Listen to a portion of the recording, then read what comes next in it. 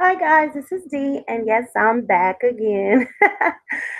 Oh man, why is it that every time I think I'm gonna go to sleep and give me some rest, something juicy happens out there in the YouTube universe? YouTube is full of it. YouTube is so full of junk and drama and mess. It's like, dude, every time I think I'm gonna be able to chill and just chill, something happens, somebody say some most stupid stuff, and then usually I just ignore because I really don't care about what other people have to say.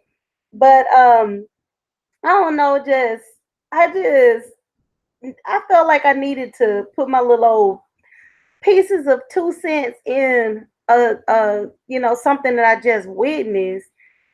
So I was actually getting ready to do a silent live because I I felt like I didn't get enough sleep. I was like reading. I've been trying to balance going online. I've been trying to balance going, on YouTube because YouTube require a lot of your time. It requires so much of your time. It's ridiculous. And so, hi, Roy. Hi, Moving Up with the Monvilles. Thank you, guys. Make sure when you come in, you go ahead and thumbs up the live, please. Thank you so much. I certainly appreciate you.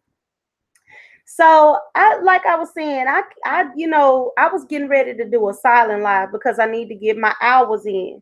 Hi, Miss Rochelle Jackson Brown. I see you changed your name, honey. If you would, make sure y'all thumbs up the live, please. Thank you so much. I certainly appreciate you. I was like I was saying, I was getting ready to lay it down. I just woke up not too long ago. But I've been putting in so many hours trying to get my YouTube channel where it needs to be and trying to keep writing my books. It's People don't realize YouTube is a full-time job. If you're trying to build your YouTube channel and become monetized and all of that, YouTube is a full-time job. So I've been trying to get that going, trying to support other content creators, and then I had to circle around and just shut YouTube down for a little bit and start working on my books because I have a whole lot of books. uh Good afternoon, Mason Kaiser. If you'll go ahead and thumbs up the live, I greatly appreciate it. I'm having a pretty good day. I just saw a topic that kind of set me off a little bit, y'all. It set me off a little bit. But like I was saying, I was thinking to myself, okay, D, you got to get off of YouTube. You got to get off of YouTube. You need to focus on your books. I have 6 books that need to be edited so I can put them out on the market so I can make money. The time I'm spending on YouTube is costing me money on the back end. And so I'm trying to be a content creator and I'm trying to help other content creators, but I got content that I need to edit up so I can put it out there and so I can make my good old dinero, that good old Jackola, the cash. And so I was just like, man, I need to get off of YouTube for a minute. And I was over on my other website. I had like over 400 messages from my readers asking me about my next books. When am I going to upload them? What's going on? Where am I? Because I've been missing T for a minute. So I'm doing all of that, trying to, multitask, trying to do a lot of different things. And so I was up last night writing, trying to, get some books edited up and writing and trying to, just do a multitude of things. And so, honey, whoo, when I tell you, when I finally went to sleep, I was so tired I couldn't see straight. My eyes was cross-eyed. I went back and reread some of the stuff I wrote. It was good. It was juicy.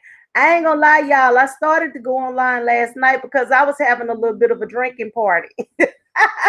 Sometimes when I want to write and I need to free up my mind so I can create, I'll give me some hot damn and go in.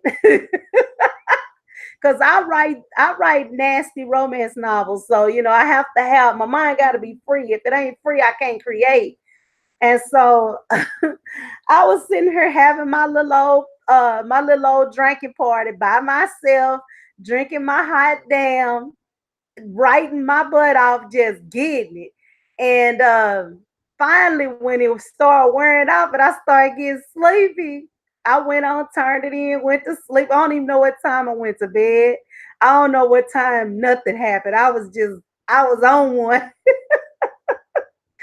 So when I woke up, I felt good. And then all of a sudden I started feeling sleepy again. I was reading some of my books, like proofreading a book that I was working on last night. And I got to read that joke and my eyes started fluttering. They started fluttering. I was like, oh shoot. I said, I'm gonna go back to sleep. I'm tired. I was getting ready to set my laptop up so that I could do a silent live. Well, semi-silent. I like to play humming and thunderstorm sounds because it helps me to sleep. And it might be helpful to somebody else who's struggling to sleep. I believe in helping. Why is it that I get a notification from this YouTuber named JB Gunner? Now I've met him in someone else's life and I started following him. I ain't never just really went over to his website and just really just watched his content, but I got the notification. I was like, let me check him out and see what he's talking about because I always check out other content creators. I'm always on other people's pages, sitting in their lives, giving them time, just doing my part. I don't believe in signing up with somebody and then not giving them no time. Excuse me. So I decided to go back over there, listen to what he was, talking about. And basically, it was a live that he had done maybe an hour or two ago, and he uploaded it. And so I caught it on the replay. He was talking about some female who's, a swirler, which, hey, I ain't got nothing against that. I believe people should love who they love. I don't care who you love. Just love the one you with. That's how I feel. Why is it that this devil went to comparing black women and white women? First of all, we don't even need to go there. Let's not start comparing black women and white women, please. I mean, we're all entitled to our beliefs, our thoughts, what we think, how we feel about other races. We are very much entitled to that. Nobody can tell us who we should love or support. Nobody can tell us, you know, in our minds, we have what we think is better than something else. You know what I'm saying? And that's our own personal views. But as far as like on a creation level, there's not one race on this earth that's better than another. We all, if you strip the skin off of all of us, we all look the same. If you strip the skin off of all of us, we all look the same. It has been proven scientifically that black people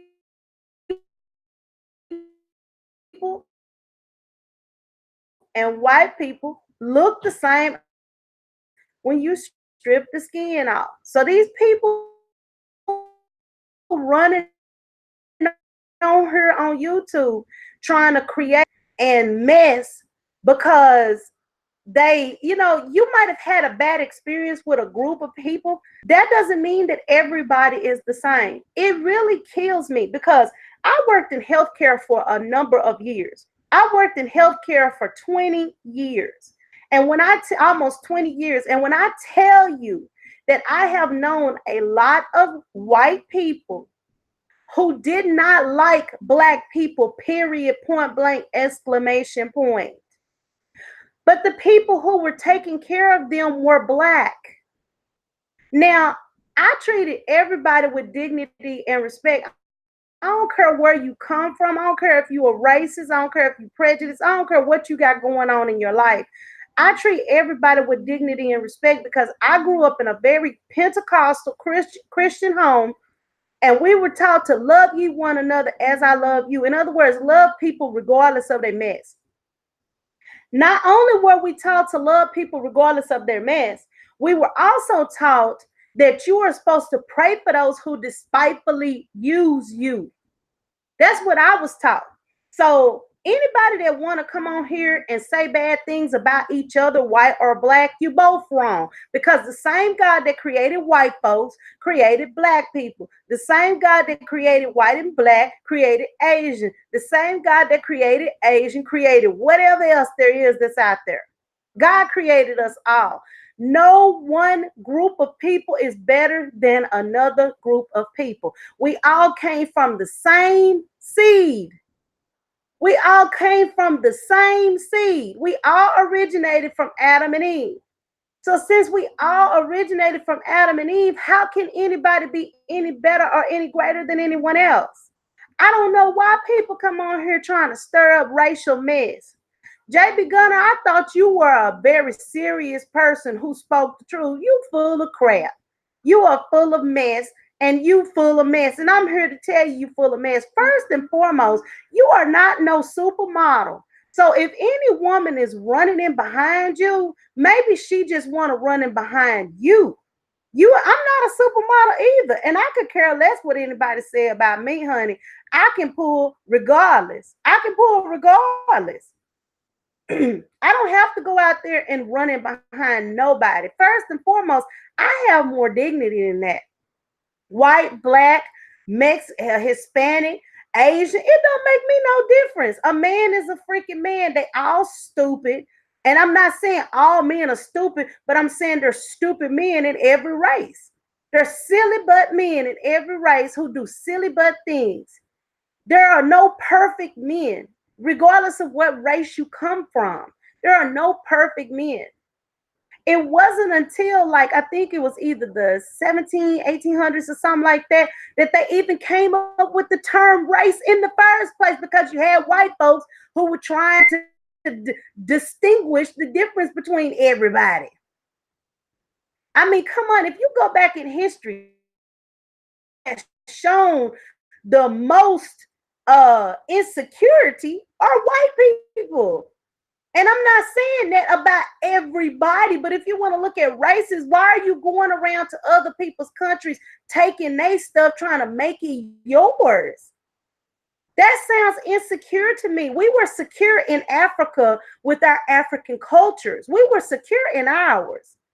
We didn't need no interference from no bland folks, people that didn't have no seasoning, no flavor, and couldn't move a step.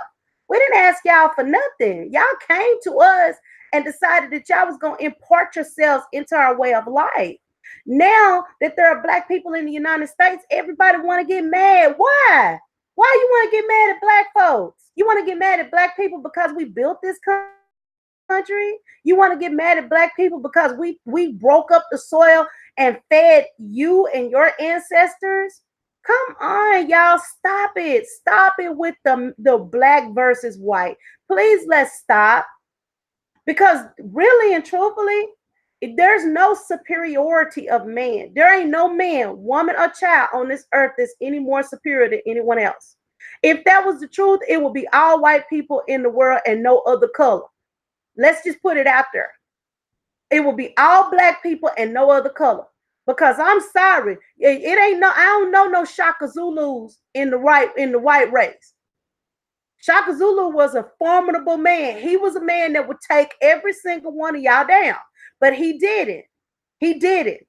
Just like there was different people, different white generals and stuff like that. They weren't able to take everybody down. First and foremost, if you do your research and you go back in history, you'll find that every nation under God that fell under the Christian banner, the belief in God, belief in the Son, the belief in the Holy Spirit, even the Catholic banner, whatever banner that had to do with Christ, Jesus Christ. If you look back throughout history, every nation that fell away from God also lost their power. It didn't matter what country it was. Now, if you want to do some research and you want to speak some truth on that. Speak some truth on the fact that the United States is lining itself up to lose its world power, because the United States has fallen out of line with the Lord above. Let's just put that out there. The United States is doing every and anything against the Bible, against the word of God. And if we think that we're going to continue to be a world power, behaving like that, you better look at the Italians, you better look at the French, you better look at the British, you better keep looking, honey, because every single power under man, every single power under God that was blessed to be in control, when they fell out of love with God and they stopped doing what they were supposed to do where God was concerned, even the Jews, when they stopped doing what they were supposed to do where God was concerned, they lost their power. That goes from the Greeks, that goes from the Italians, that goes from the French, it goes from the English, it goes all the way throughout history. Any nation that was in power that fell out of the will of God also lost their power, and they ended up becoming conquered by another nation. Y'all need to do, first of all, before y'all come on here and start talking all this old foolishness.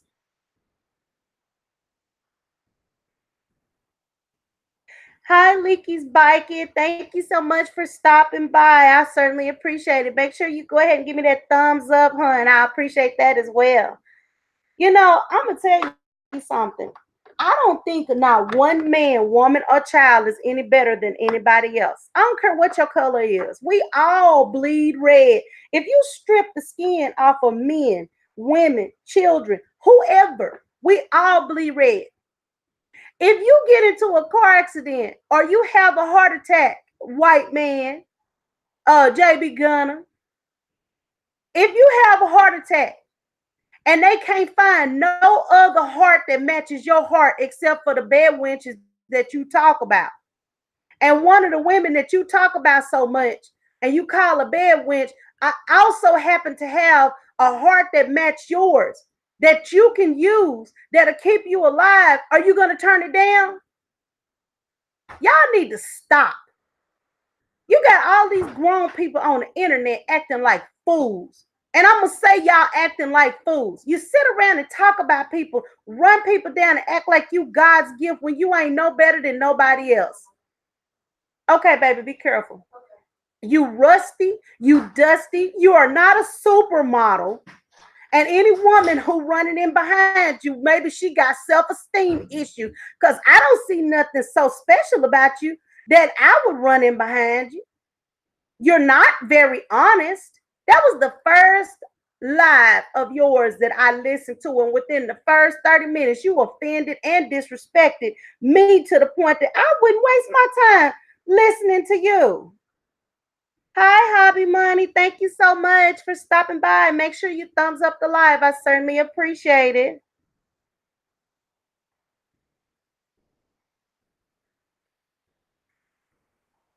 And that's right, Leaky's Biking.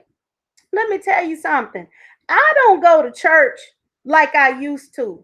I when I was a little kid, that's all we did was go to church. We stayed in church. We lived in church.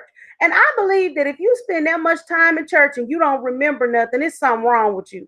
We was in church, I'm telling you, Monday night, Wednesday night, Friday night, Saturday, Sunday. We was in church most of the week. We was in church most of the week. And my pastor believed in teaching. He actually taught you from the Bible. He didn't just get up there and hop and hoop and hop and holler and put on the show and then ask you to put something in the collection plate. That man taught you what the word said. He tried to break it down to you and explain to you what it meant. And he encouraged you to get a relationship for yourself so that you won't be misled. That's what I was taught now.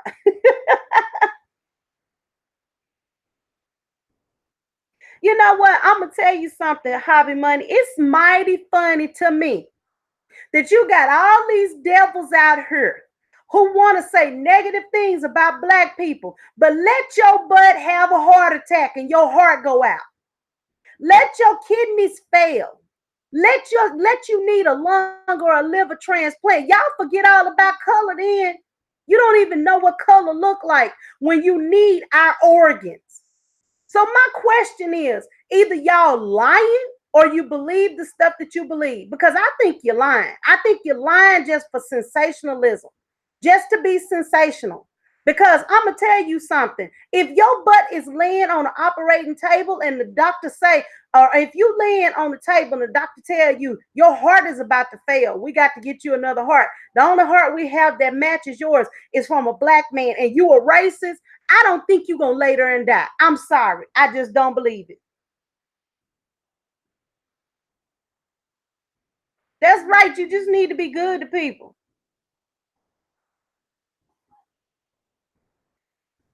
All right, Leaky's Biking. Thank you so much for stopping by. I certainly appreciate you, hon. I really do. You know what? There are a lot of things that have been edited out of the Bible. Because, honey, let me tell you something. Let me tell you something. I've been reading the Bible for 35 plus years. And I know good and daggone well that I've seen things that have changed in that doggone Bible. But the Bible tells you, write the words of God on the table of your heart. And when you are old, you won't forget it. Y'all better look at that movie, The Book of Eli, and you better get a message out of that book. That man memorized the Bible. Them people were scared. They were scaring around trying to find that Bible because they knew that if they had that Bible, they could command people. They knew that they could take over people. They knew that they could hold people in their grasp with the word by lying and using the word to change people's views and their thoughts. But the Bible tells you that you need to memorize the words. You need to write the words on your heart because it's going to come a time when you're not going to be able to find the Bible. It's going to come a time when the Bible is not going to be applicable. As far when I say applicable, you're not going to be able to walk around with your Bible in your hand because you will get killed. It's happening now in other countries. It's happening right now. People are dying right now in other countries because they're Christians. See, I'm going to tell you something. God never told us not to love one another.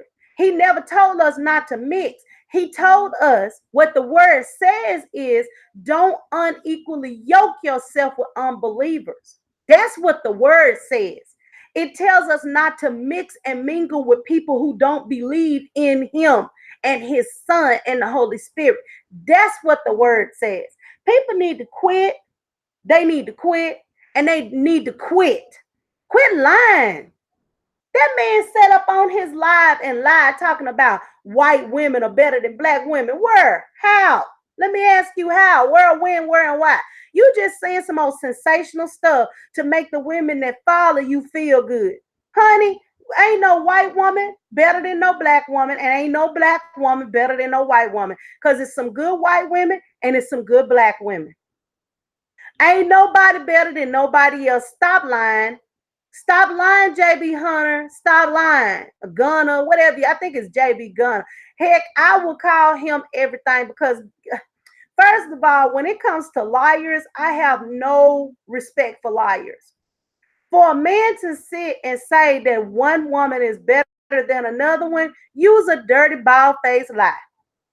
The reason I call him a dirty bald faced lie is because if something was to happen to him and his butt was to fall down ill, and the only person would take care of him was a black woman, he'd be kissing her butt and lifting her up, saying that she's a goddess and all this other stuff. Please stop lying, please.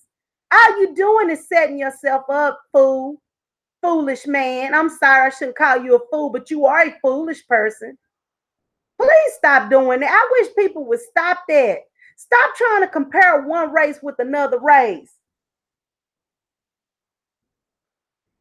That's right, hobby money.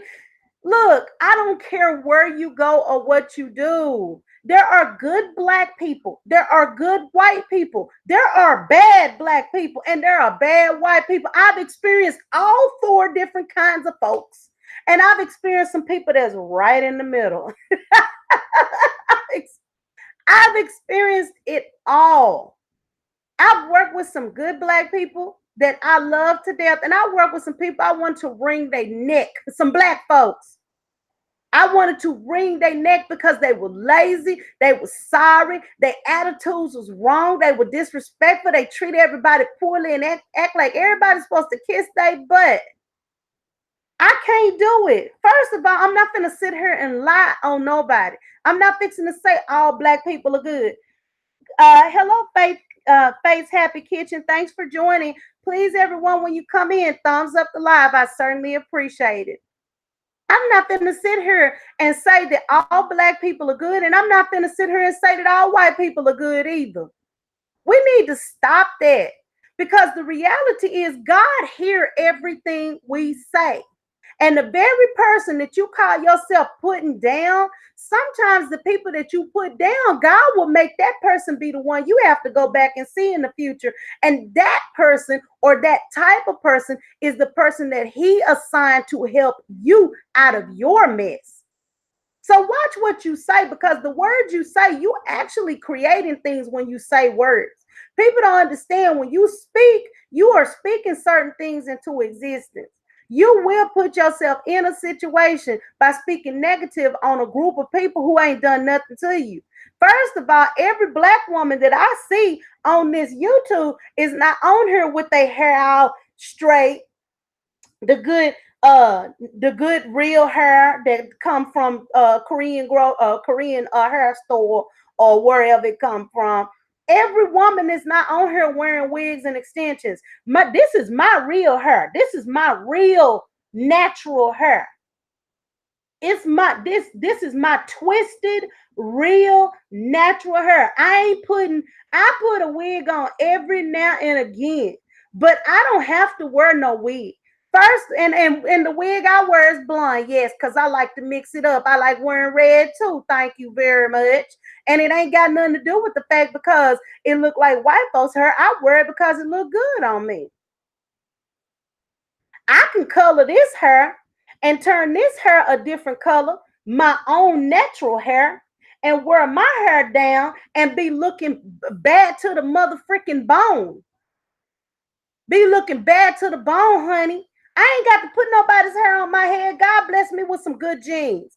I can wear my own hair. I don't have to come on here wearing nobody else's hair. And you see me looking like this today. I'm dressed down. I'm in one of my little old camisoles. I ain't trying to look like nothing to nobody. I ain't got to get dressed up for nobody because I love the heck out of me. I love me so much. I could care less whether a white man, black man, Hispanic man, an Asian man. I don't care who you are. I don't care if you like me or not. All of y'all kiss my behind, really. Because guess what? I'm so confident in myself with my big behind. With my big behind, I'm so confident in myself, I could pull what I want. So for a man to get online and be saying black is better than white, white is better than black, y'all stop that. I'm sick of these pro-black people because y'all a bunch of liars. Y'all a bunch of liars. You don't do nothing but lie. You sit there and talk about pro-black. You sit there and talk about pro-black, but what have you done in your community? What mother have you helped to go register for college or to go register for any type of program that will help better her life? What have you done more than sit on YouTube and sit up here and lie to folks and convince them to send you Patreon, convince them to send you PayPal, convince them to send you Super Chat? You ain't nothing but a liar. A lot of y'all don't do nothing but lie. Y'all don't do nothing but lie for views. That's all y'all do. Sit up here and lie and tell more lies. That's all y'all do. I see black people and white people, because I'm going to tell you something, honey. I thought black YouTube was a hot freaking mess until I seen a hot freaking mess with some white men. When I see some white men fussing and arguing with each other like some catty women, I almost died. Do you hear me? I nearly died. Everybody that come on YouTube talking about the gossip section, the black people's gossip section is like the Section 8 section. Y'all can rescind that and take that back now, honey. You can rescind that and take it back right now. Because when I tell you that That black folks get on here and argue and show out and act a fool. But white people be showing out and acting a fool too. They be acting the fool too. So we're gonna call this the section A section. We're gonna call that the trailer trash section, the trailer park section. Because honey, when I tell you these white men was on there back and forth, bitching at each other, I almost died and died again. I almost died, revived myself, and died one more time. And these are some straight men. They ain't, I mean, I'm not talking about our sissies. No, I'm talking about some straight men. They was over there talking about beta male this and beta male that and calling each other liars and all this other going back. Man, you was talking about my girl. And I was like, what? I said, you kidding me? Really? So we thinking that black people got a whole lock on the gossip and talking smack about each other. No, we don't. No, we don't. White people do the same thing. They do the exact same thing, and that just goes to prove ain't nobody better than nobody else. You got some low vibrational, low thinking, low level individuals on either side of the line. It doesn't matter whether you're white or black. It doesn't. And I'm going to say it again, and I'm going to keep saying it. I don't care if a black man get with a white woman, a Mexican woman, an Asian woman. I don't care who he get with. If that's what make him happy, let him do what he want to do. I don't care who a black woman get with. God, there is no way in this world. I looked at the numbers, the actual statistics. There are 38 million black people in the United States. The last time I looked at the statistic, it said 38 million. There were 2 million more adult black women than black men. May I ask this question?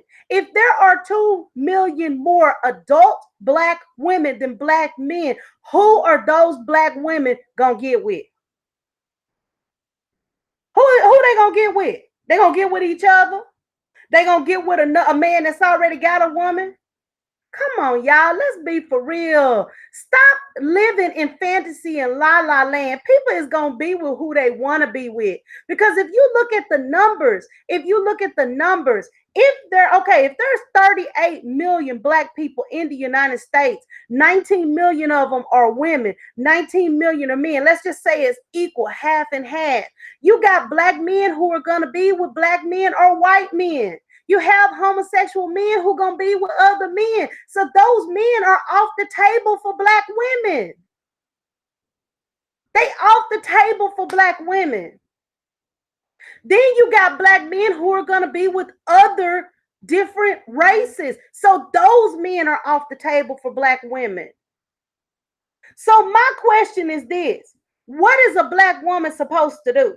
Is a black woman supposed to just keep it to herself and be saved, sanctified, and Holy Ghost filled and not touch a man, not be around a man, not look at a man?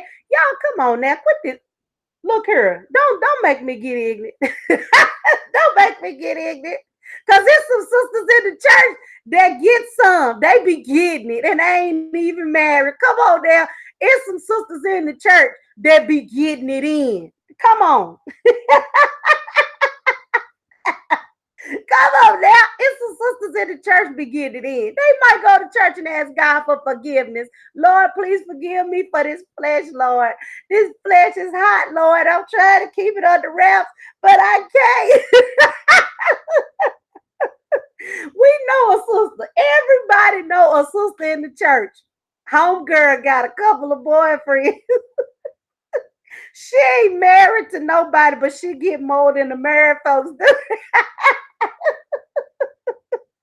Come on now, let's stop it. I'm gonna tell you something, y'all. Look, I believe in being for real. I don't come out the box like this because I tell it like it is, honey. I be done told the truth and shamed the devil and shamed all the people in the church because look, I grew up in the church. I done seen it all. I done seen it all. I done seen it all. I done seen it all. I done seen some grandmas in the church, honey. I done seen some grandmas in the church, honey, and they might have a little old friend, Mr. Bill or Mr. John or Mr. Paul be coming over to see them after the kids done left and after the grandkids done went to sleep. Come on. Hey, look here. I'm about telling the truth and shaming the devil. I'm gonna tell the truth. I don't care who it is. Like I said, ain't no black man better than no white man. Ain't no white man better than no black man. And ain't no white woman better than a black woman. And a black woman ain't better than a white woman. We all worrisome. Every last one of us. Ain't none of us 100% right. All of us got a little something in us that ain't right and Jesus don't like. Because if we was perfect, I can guarantee you, if we was perfect, we would be snatched up off this earth and taken up out of here because God wouldn't allow us to stay here with this imperfect place and these imperfect people. I can guarantee you that. So everybody that want to sit around here and try to stir up mess, try to come up with all of these lies and all of this old bull, y'all can take that stuff and throw that stuff in the trash and throw it away. And while you at it, go and wrap yourself up and throw yourself away while you throwing your trash away. Because you trashing yourself to sit there and lie and tell. I'm going to tell y'all, go to JB Gunner. JB Justin Bieber, JB Gunner, Gunner, and take a look at this man. Please, I implore you, go take a look at it. How you gonna sit there and talk trash about people? You ain't the best looking man in the world yourself. Thank you. Thank you. And I'm gonna say it. I know I ain't the best looking woman. I know I'm not. But I know I ain't no bad looking female. I just ain't the best looking one. But you can't sit around and just talk categorical mess. You just gonna lump everybody up in one category. See, when you do stuff like that, you get females like myself who I'm not on these YouTube in YouTube like that, dealing with this kind of old foolishness and stuff. I don't deal with that kind of stuff. Now, I do have a section on my YouTube channel where I deal with nothing but straight garbage. That's what I do. I have a whole section designated for garbage. It's called YouTube Gangsters. It's a lot of YouTube gangsters out there who get on YouTube, talk a whole lot of head and a whole lot of trash, but when they go out there in the real world, they ain't nothing, they ain't nobody, and they ain't doing nothing right. So please don't try it. Don't try it. Don't go there and don't try me. While you throwing out your trash, wrap yourself up in a nice little neat ball and chunk your trashy self out with the trash. Because you wrong for saying that white women are better than black women. Now, if you say that's your opinion, that's one thing. That's your opinion. But you ain't nobody so special that you can say a white woman is better than a black woman. You can't do that, sir, because you ain't nobody so special. You ain't no Fortune 500 owner. You ain't no Bill Gates. You ain't nobody of no substantial clout. You ain't nobody. You got 31,000 subscribers. Big whoop.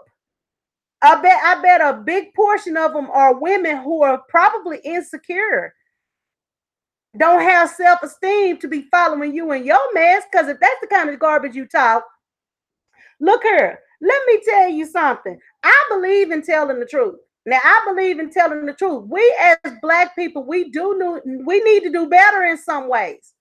Because I'm fixing to expose the truth right here on YouTube. I'm finna expose the truth. And I'm gonna tell you something. There's some people on YouTube. If I start calling their names out, they'll be over here trying to knock my channel down. Because what they don't understand is I analyze things and I analyze people, and I've been watching them. I've been watching them. I watch the way they move, and they shady and funny. I've subscribed to certain people, have shown them nothing but love and support. I have never, not one time, seen a comment or nothing in my comment section from these folks.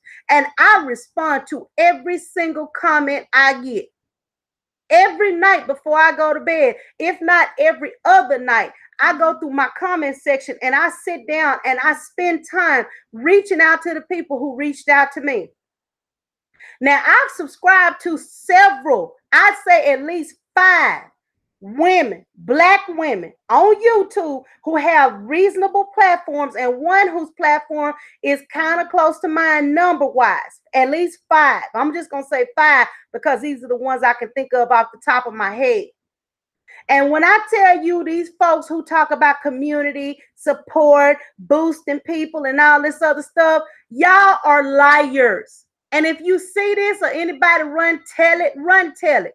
You are a liar because you are another black woman. You see a black woman trying to get up and move around and do what she got to do, and you don't support nothing I do. I can go and support you. I can watch your lives. I can watch your videos. I can thumbs you up. I can leave comments. I can do all the comment, commit, and stick. I can do all of that. And where do y'all be at? See, I believe in telling the truth. See, that's the problem with us as a community. As many black people as on YouTube, there should not be one black channel on YouTube that is not making money. Y'all a bunch of liars. I'm going to call you a liar to your face.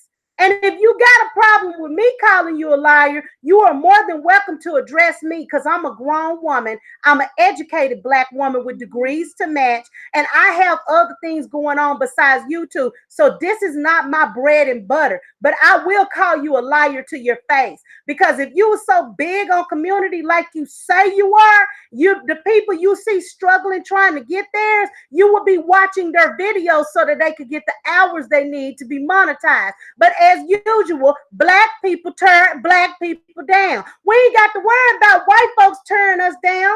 Why? For generations, all the way back to slavery. That's the way we became slaves in the first doggone place. Because another black person made it happen. Let's call a spade a doggone spade.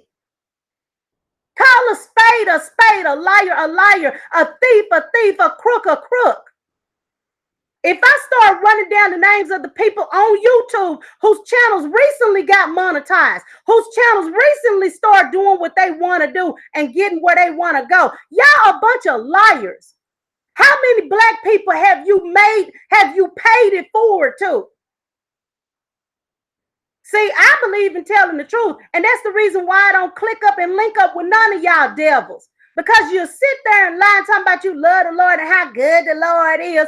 Yeah, the Lord is good to you because that's all you care about. You care about you, yours, and yours. But you don't care about other black folks because if you did, you would go and find random black people who are subscribed to you, random black people who do have their notification buttons on, who see every live that you do, who see every time that you drop a video, who see every time that you boost in another channel saying go jump in their lives. You would go down through your subscriptions and you would pick a black channel and you would just give them love, and then you would tell them, I just showed you some love because I want to see you grow.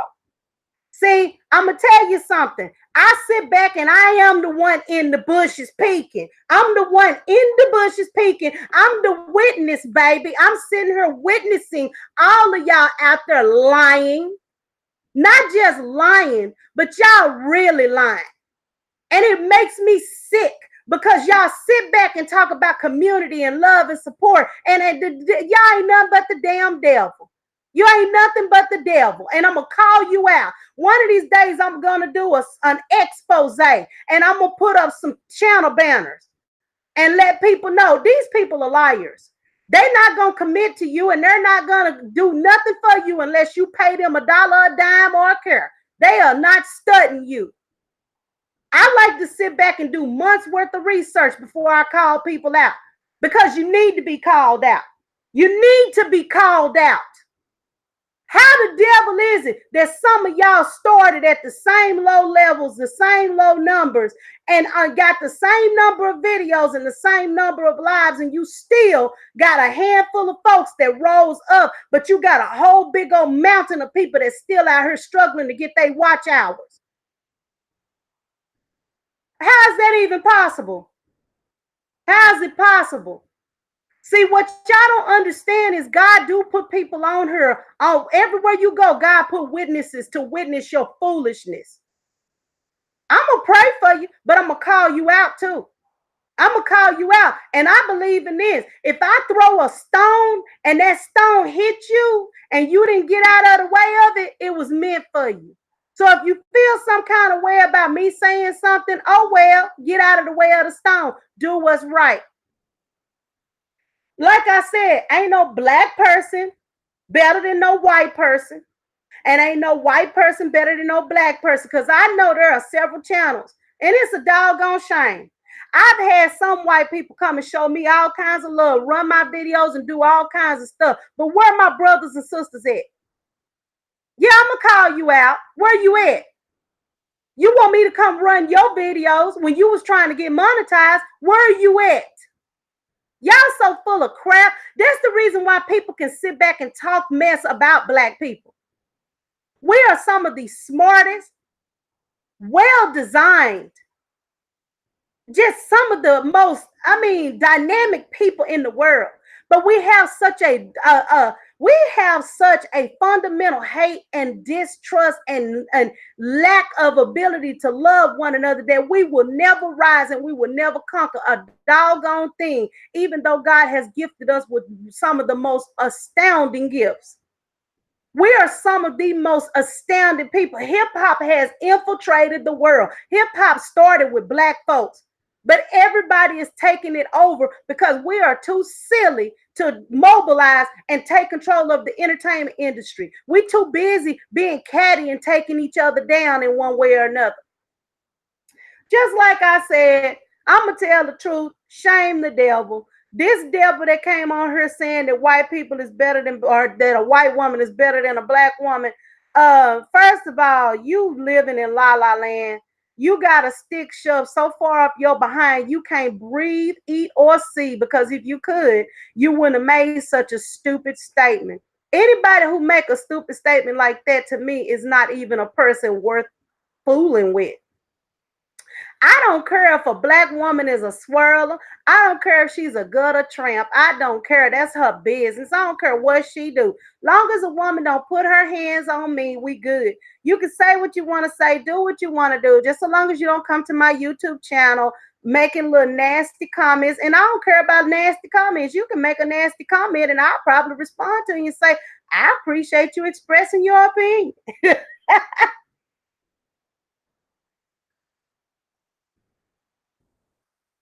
You know what, Hobby Money, I'm gonna tell you something. I agree with you on one thing about Tasha K. I agree with you because I heard her when she said that. I used to follow Tasha K, but after that mess with Cardi B and after what she did to Alana Brown, I can't click with her no more. Because I used to love me some Tasha K. Tasha K was funny. She would show out. That girl would show out, and she had me rolling. But when she reached out to a person who did not even have nothing to do with YouTube and ran that woman's kids' pictures, and her followers started harassing that person, and they didn't even believe the woman until she said, I am not the person you think I am. I don't know why y'all coming to me harassing me like this. It took the Lioness of Judah to bring that woman, Alana Brown, online with her to do a video showing that Alana Brown was not Lioness of Judah. The Lioness of Judah on YouTube. See, what people don't understand is you can claim any name. Right. You can claim any name you want to claim on YouTube, Instagram, Facebook. You can claim a name, but that doesn't mean that somebody else haven't claimed that name. You know what I'm saying? It People claim names just like somebody else's name. My name, Indie Creative Arts Media TV. The reason I brought it out so long is because I wanted to just call it iCam TV, but there is already an iCam TV on YouTube. They only have like 53 subscribers. I don't even know what they do. You know what I'm saying? So I decided, since there's already somebody on YouTube with that name, I'll build up the name first and then I'll go by the shortened version, iCam TV, and then maybe put something with it, sort of distinguish me from that other person. You get what I'm saying? I don't care who is on YouTube or any other social media platform. I don't care what other people do because look, our YouTube channels are just like our home. It's just like our house. When you come to your house, you take off your shoes. Us ladies, the first thing we do when we get home is get out of that old bra. You can't breathe with that doggone stupid bra on. I know I can't. I have to get out the bra. Now when I when I go on live, when I go on live, I put that bra on. I got to because if I don't put that bra on, I don't want y'all seeing all of that. But anyway, I put the bra on when I'm on live.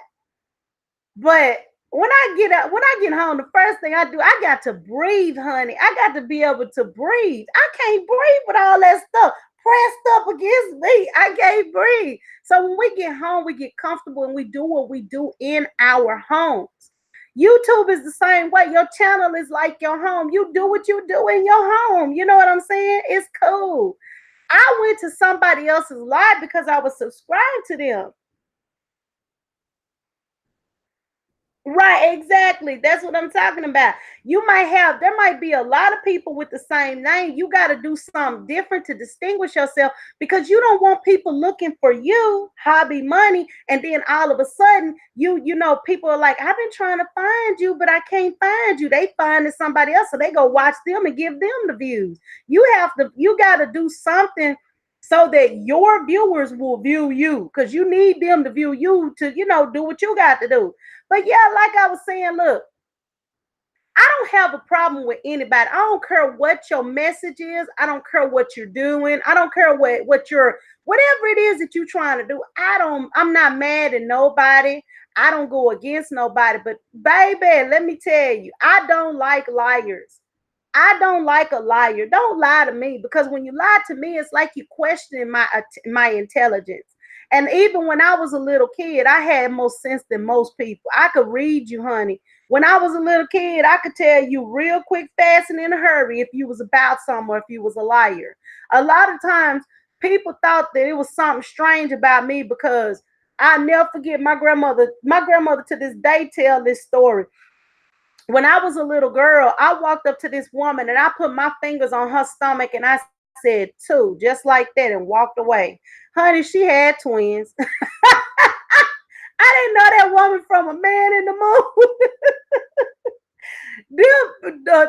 Back then people was real superstitious. Them folks thought I was something. They didn't know what I was because I walked up to that one, put my fingers on it, I said two, just like that, touched her stomach. Honey, she had twins. And I've always been the type of person I have dreams, stuff will come true. I see something, I know something's coming, I get these feelings, I know stuff is coming. So when people try to come to me with BS and mess and stuff, baby, I done already read you. I'm gonna let you talk. I'm gonna let you talk because one of the things I learned is that if you let a person talk, they'll tell it on themselves. If you let a person talk, see, they'll start out to I'm like this JB Hunter. When I met him in somebody else's live, he was like, people get mad at me. They call me prejudiced and racist and stuff because I tell the truth. I said, I'm a Capricorn, honey. I'm the original goat. I'm a true goat. I'm a Capricorn, hobby money. This guy was talking to me. We were talking in somebody's live, and he was asking me, he said, or he was telling me people think he racist because some of the things he say. He said, I'm not racist, I just speak the truth. I said, okay, I understand that because I've been told I'm racist because I speak the truth. Look, I love me some black folks and I love me some black men, but I don't have a tolerance for BS. I don't care who you are. Don't BS me. Don't do it. I need somebody who can come to me with some intelligence and with some wisdom, with some knowledge, and with some creativity, and with some drive and some determination. If you're not coming to me the right way, don't come to me at all, because I'm gonna spot your mess and I'm gonna call you on it. I'm not a very nice person when a person try to BS me. I really am not. I will get a person told so fast their head will spin off, come back, land, and spin one more time. I don't play with people. I don't. I learned a long time ago. If you play with people, okay, Rochelle, thank you, Miss Rochelle. I learned a long time ago. If you play with people, people will try to play you. I learned that a long time ago. If you play with people, people will try to play you. So you can't play with people. You have to let them know from jump. I'm a cool person. Don't get me wrong, but don't play no games with me. Because if you play games with me, you're going to get your feelings hurt. you're going to get your feelings hurt because I'm not the one for the games. I'm not. I've always been the person that will call you out. I don't like all this mess that's going on, because it's just really too much mess going on about the whole thing with black people and white people. It's really too much mess that's going on. The president is making it worse because he's a big fool, a big foolish person. He making it worse by instigating this black and white initiative. I found over the years that there have been some white people who have been very, very, very, very. They have come to me in my aid when I needed them the most, when I needed someone, not necessarily them, but someone. I've met a lot of white people who have been very helpful to me, helpful as far as trying to help me get, business ideas up and running. When I worked in construction, I worked for a subcontractor, and a lot of people don't know. I look at work as work. I don't care what it is. As long as I'm making my money and I can pay my bills and my kids are happy, I work. I worked for a subcontractor when I lived in Dallas. And what I would do is go onto this website and I would pull up projects, construction projects, small construction projects, sometimes big ones. And I would go in there and I would look at the floor plan for that project, and I would put it in a system, and I would create a bid for that project to do flooring, ceramic tile, carpet, VCT, linoleum, sheet vinyl. I would go in, and it was a lot of math. It was a lot of math. You had to do a lot. You had to do a lot of calculations. I love math. I love to handle money. So that was no big deal to me. So I would go in this system, create these bids, submit the bid. I was an estimator and a project manager for a small company. I would submit the bids to the general contractor, the GC, and the bid would basically say, this is how much you would have to pay us to do this job. Now, when you do this type of bid, you have to take in consideration what's on the floor plan, what they want you to do, the material, the adhesive, the shipping, the labor. You have to factor in everything into your bid, and then you submit it to the company, and the company will award the person that's closest to their bid, what their project goal is, how much they're willing to pay. And often when there was a project coming up, often people would reach out to me to see if I was gonna bid, because they started to figure out that my numbers were very, very, very precise. They were real close to what they were specifying, for a specific project. Now, the reason I said that is to say this. I met with different people who would come to my office to talk to me about different things, about contracts and stuff like that. And when they would walk through the door, and back then I had this big old afro, I would wear a fro to work because I like my natural hair. I was all natural. I wasn't trying to do perms or none of that. I didn't want to wear a wig. I just because sometimes I had to go out to the job site, and those job sites are not cool. sometimes those job sites are, you have to put a hard hat on and stuff like that. So I didn't want to go out there. I keep my natural hair where natural. So those people would come through the door, and most often they were white men. They would come through the door, and you would see this look on their face, like, it was that quick, like, oh shoot. Of course, they didn't say she black, but their reaction was like, oh, she black. Just because I'm good with numbers, because I speak very well on the phone, I have a very good professional voice on the phone. I worked as a customer service agent for years on the phone. I know how to talk on the phone. Just because I know how to carry myself, and it just so happens that I have a business degree and I'm working towards a degree in paralegal studies. That's why I say don't say black, white, and try to compare the two. Because there are some white women out there who are straight garbage, period. And there are some black women out there who are straight garbage. So comparing the two, that's not even necessary. It really ain't. It's not necessary. There are some black women that are garbage. There are some white women that are garbage. There are some black men that are garbage. There are some white men that are garbage. Ain't nobody no better than nobody else.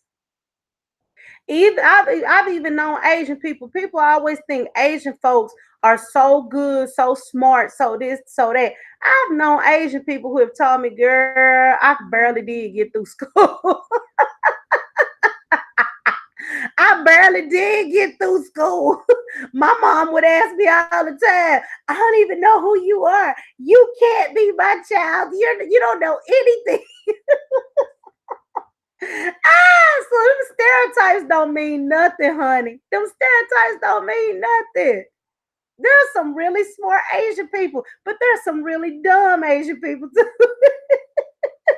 I worked with a girl. She was like, my mom used to always ask me, I don't even know where you come from. You're so stupid. She said she did not care. Her mama wanted her to be this perfect person, and she was not perfect. Honey, that sister, she was a hot mess. But it's just all of these stereotypes and people trying to compare one race to another race. That is so stupid. We are in a smaller world. People can get in contact with each other quicker now than ever before. And this guy, this low ball, low life, no nut having. And I'm sorry, y'all. Y'all have to forgive me. He pissed me off. That's why I say no nuts having idiot. Why is it that he gonna sit there and say that black women be running in behind white men? Boy, if you don't get your life, if you don't get your whole entire life, if you don't quit sitting up here with your big old head lying, get your life together and quit lying. Quit drinking on that special wine and quit hitting the crack pipe, honey, because you is full of it. Black women don't run in behind white men. If anything, it's vice versa. A black woman can be minding her own business, and some old nasty pervert always want to try to get some chocolate. Hell, people need to stop that. People need to stop trying to make black women out to be like we so low life and don't nobody want us. Look, let me tell you something. Let me explain something to you. He even made that comment. Black men don't want white women. Nobody wants white women. That's a doggone lie. What it is that over the course of generations, people have propagated this taboo.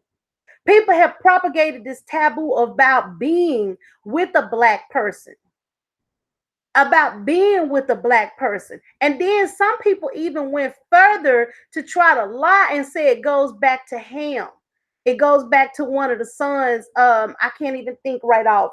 But Ham, basically, he was cursed and his lineage was cursed.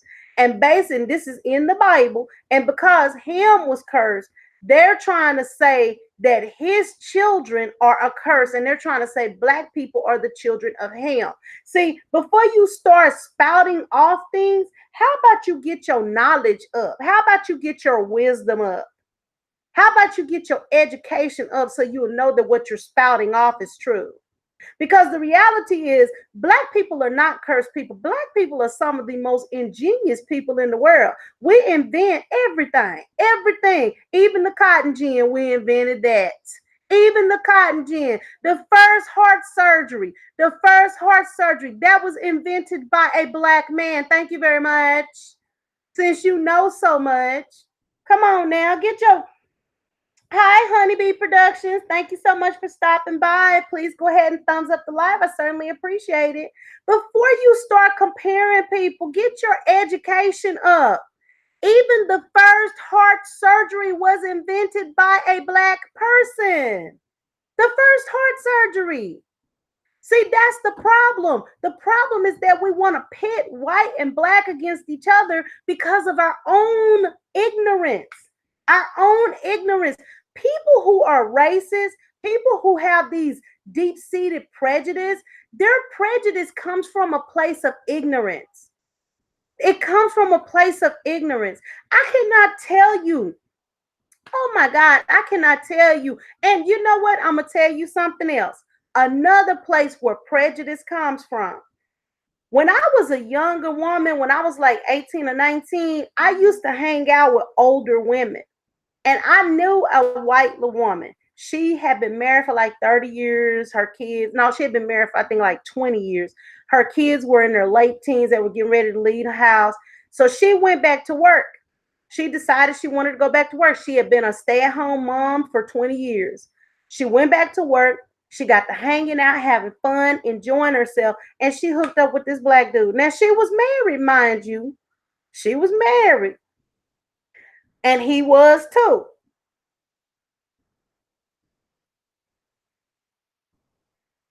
You know what, honeybee?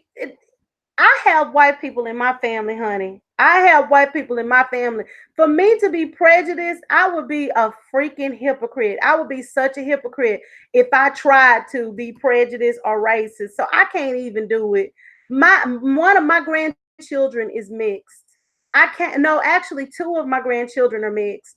I can't, and I'm not going to. I'm not gonna lie on nobody. I don't care what people say. People say whatever they want to say. That's their mouth. They're entitled to say what they want to say. But the reality of life is when you strip the skin off of us, we all look the same up under the skin.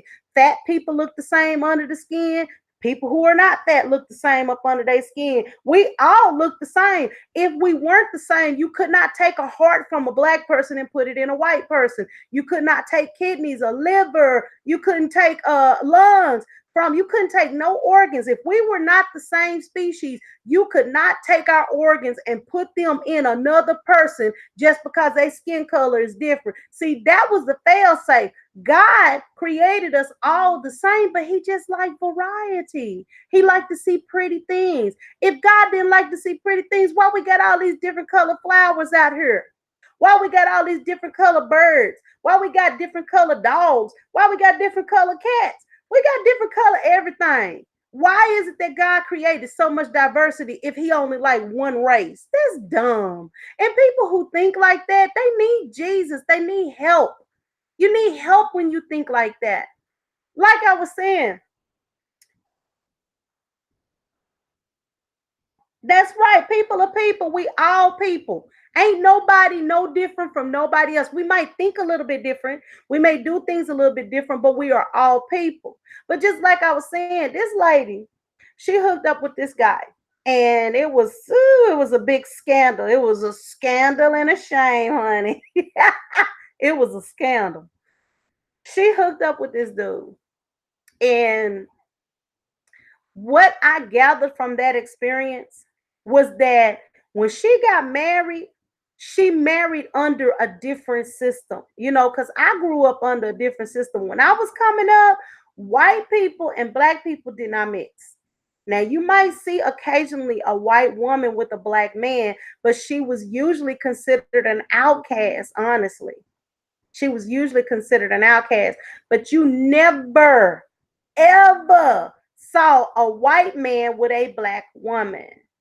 Now, my stepfather is white, and I've known him for 38 years.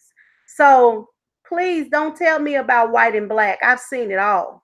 If it wasn't for my stepfather sitting down and telling me that my black skin did not dictate what I could and could not do in my life, I would probably be a different person.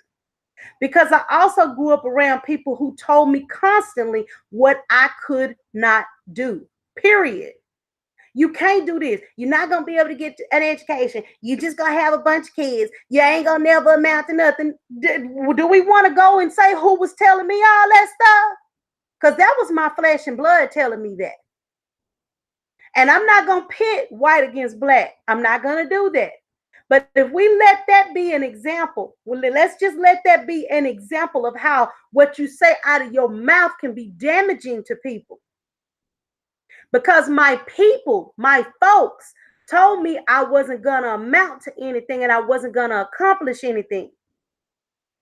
But it took someone who wasn't my people or my folks to tell me that the color of my skin would not deter me from doing anything as long as I was prepared to work hard for what I want in life. I've had my own businesses. I've made my own money. I've worked for people in high positions. I've even cleaned houses as a second or side job for people who had big money, high position jobs where I would go in their house with all their wealth and all their riches, and they trusted me in their house because they knew I wasn't finna do nothing.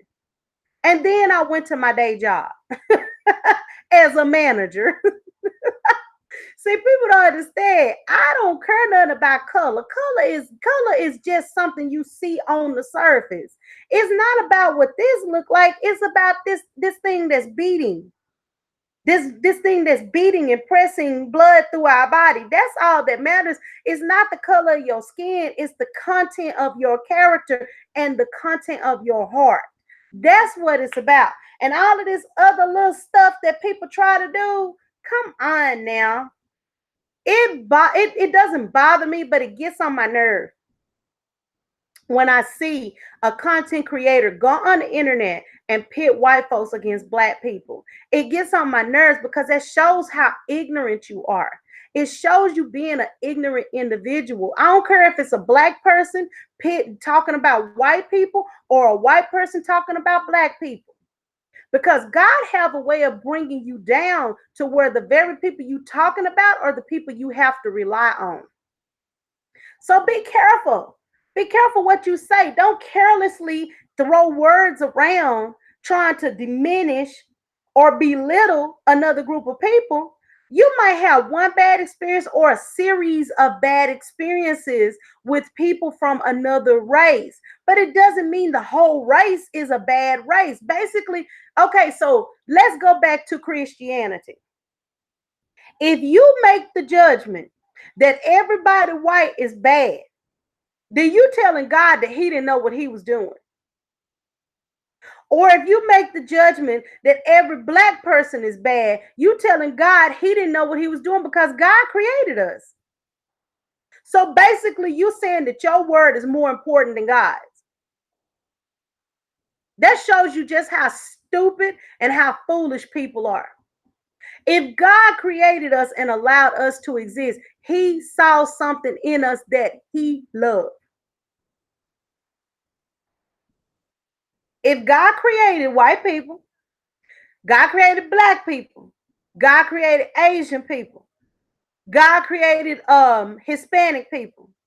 He saw something in each and every one of us that he loved, that he distinguished us on the surface with skin and language. So basically, God was wrong, and every hateful individual on the internet is right. Their race is the only race, the only superior race that means anything, and everybody else's race is nothing. That shows your ignorance. You're showing your tail, sir. You're showing your tail. You're showing your tail. Whenever you sit and say something that is blatantly ignorant, you're showing your tail. You are actually showing just how silly you are as an individual. God created all of us and he gave each and every one of us distinctive gifts. Nobody has everything in one race. He created us to connect with one another and to use our skills and our minds and our thoughts to create things. See, that shows you when a person doesn't have the sense God gave even a goose. Because if you think about it, when we different races come together, we are able to create things. It's only when there's division between us that there's also destruction. If you think about that, the only time that there is massive destruction between the races is when there's division, when we hating against each other, when we fighting against each other, when we stirring up mess with each other, when we trying to call each other out and say the whole black race is bad or the whole white race is bad and we want to fight against each other. That is the dumbest, silliest, most ridiculous mess, period. Point blank, exclamation point. It's only when we come together. And first of all, let's start with black people. Black people, let's come together as a group of people and support one another with love so that nobody else can try to tear us down as a group of people. And then let's have the sense to know that there are some things that we are not going to have all in our one group and that we have to trade with other people. You can't live on an island. You can't live on an island. I issue a challenge to every pro-black person out there. Don't use nothing ever, nothing for the next 2 months made by a white person. Don't use nothing. So you better put your cell phone down. Put the cell phone down. You can't use the cell phone. You can't use the computer. You can't use none of that. Don't get in that car. If it ain't made by a black person, you don't use it since you so pro-black. That's my challenge I issue to all of the pro-black people and to all of the pro-white people. This is my challenge I issue to you. Don't use anything created originally by black people. You're going to have to do some research because there are a lot of things that were created by black people. So don't put on your shirt, don't put on your pants, because we are the ones who started out picking the cotton. We are the ones that started out processing the cotton. And we also the ones that created the cotton gin that made the process quicker. So my suggestion is before we go on these tirades about best and worst, let's think about it. Because we all have created something and have added something to this society. You better not get sick and need to have any type of heart surgery, because you can't do that either. You can't have no heart surgery. If you so pro-white and you against black people, you don't need heart surgery. Y'all better chant and kumbaya and hula balula, whatever it is you're gonna do, and hope that heart magically put itself in your chest. Because we created the heart surgery techniques. We started it. So my question is, if we're going to go down this line of best and worst, let's think about it before we go down the line, because you stand to lose access to a lot if you start pointing out faults and flaws in every other race, when you need to be focused on the faults and flaws in your own race and building up your own people, and then connecting with other people for the sake of trade and understanding. And get off of this whole black and white crap, please. If you don't want to be with a black person, that's your business. If you don't want to be with a white person, that's your business. But quit trying to lash out at other people because they want to love who they want to love or be with who they want to be with. As long as a relationship is about two families coming together to add value and strength to one another. That's what a relationship is for. The reason why people got married back in the old days, they got married to bring about strength and unity in a family. You got a young man who go and choose the best young woman for him. They have children together. They all stayed in a small community, the man, the woman and the kids, and his family and her family. They added strength to one another. They came together to add strength and value to that family. That's what a relationship is all about. Now that the world is a smaller place, people are starting to choose to have relationships with folks that are not a part of their community, a part of their race. I honestly believe that God is pushing us towards where we came from, because originally there was only one. There was one race of people. And as we branched out over the generations, over during evolution, we've changed. We grew accustomed to the regions that we were in, and we grew. But I honestly believe God is pressing us back to the original one. And I don't think there's anything that anybody's going to be able to do to stop that. So all these people who sitting up here worried about uh white people not existing, black people not existing, this person not existing, I honestly think God is going to do away with all of it eventually anyway. I think he's going to push us back to one language and one race. That's what we used to be before we decided we wanted to create the Tower of Babel and he confused us and scattered us abroad. See, that's what people need to understand. Before you start ranting and going on your tirades about race and all this other stuff, do your history. Research history first. Get a better understanding about history before you make yourself look stupid. Because we were all one race. Originally, we were all one race from one region, and we spread out and we became whatever it was that region or that environment, uh, uh, you know, required of us. Come on now, stop it. Let's stop the foolishness. You know what? I love everybody. Now, I might not like everybody because honestly, I love everybody because the Bible said that we're supposed to love you one another as I have loved you. That's the word of God.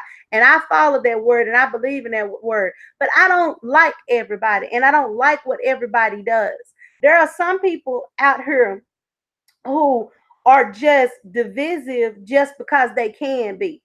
There are some people out here who don't have nothing good or better to do in life than to stir up trouble and mess. And the way I see it is this: I don't care who you are, I don't care where you come from, I don't care what your life is like. If you are a good person to me, I'm going to be a good person to you. Hi, Don Bros. Thank you so much for stopping by. You know what? And you were right, Don.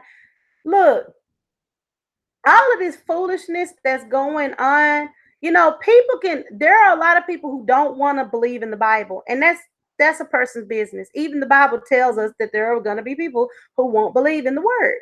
But if you look at the Bible and you follow it, you'll see that the predictions in the Bible are coming to pass.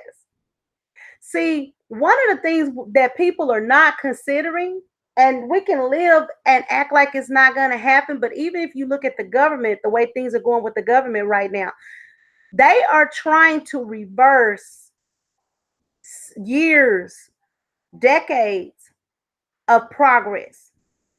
Now, I'm not one to say that I agree with people having abortions, but I feel like people should be able to do whatever it is they little heart desire, just so long as they know that at some point in time, they're going to have to meet with their maker and they're going to have to explain why they did it. That's all I got to say about that.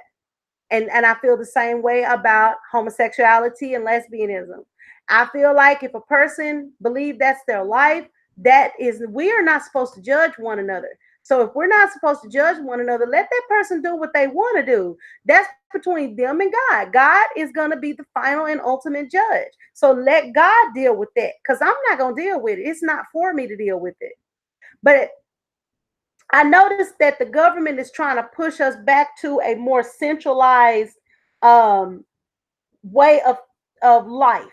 They're trying to basically create a lifestyle for us, basically back 50 to 100, 200 years ago. That's what they're doing. Slowly but surely, they're trying to repeal the laws that have become constitutional laws, such as Roe v. Wade, such as Brown versus Board of Education. They are trying to change the way things are in our country. A lot of the freedoms that we become accustomed to, the things that we are used to doing that we want to do, if this government administration has their way, we are going to lose a lot of our rights. A lot of people, young people who are so used to doing whatever the heck it is that they want to do. That's correct, Don. And we're all gonna have to give account of our life. I don't believe in forcing nobody to do nothing because God didn't tell us to do that in the first place. He said we're supposed to share his word, we're supposed to testify, and if they don't listen, we're supposed to dust the dust off of our feet as a testament against them. We're not even supposed to get caught up in trying to force people to live a certain life.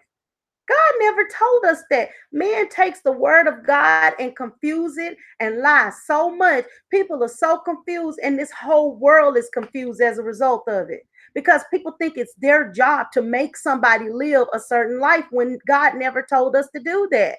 If God gave us free will to do what we want to do, why would God give us free will and then tell a man to force us to do something? That don't an ultimate all powerful, all knowing God says, I'm going to give them free will to make their own choices, their own decisions. And then he turn around and give that power to a limited person who is not all powerful, not all knowing, can't possibly judge because you don't know the whole situation. That doesn't make any sense. He wants us to share the truth. He wants us to love one another, but he also wants us to walk away and say, well, they didn't listen. Dust off your shoes and keep it moving. Don't get mad about it. The government is slowly but surely basically doing what the Bible already tells us. You know, we are going to have a one world order, and that we are well on the way of that. People are already starting to get devices, chips implanted in their hands. They're already starting to get chips implanted in their hands. So all they have to do is walk up to their door, scan their hand, or their car, scan their hand, and they can operate whatever they want to operate. These are the things that I have seen on the news. People have already started getting chips implanted in themselves. Guess what, guys? I'm going to jump off the grid. I'm not doing it. I'm going to go so far and so deep off the grid. Want nobody to be able to find me because I ain't doing all of this stuff. They starting to talk about putting stuff in your head too. Oh no, that's the mark of the beast. I ain't gonna do that. I'm not gonna do it. My question to all of y'all that's on this YouTube right now. What will you do if the internet was to suddenly crash and they weren't able to get it back up? What would you do? Because see, what people don't understand is if this internet go down, we're gonna be back in the dark ages. Because everything is on computer now. Everything. Literally.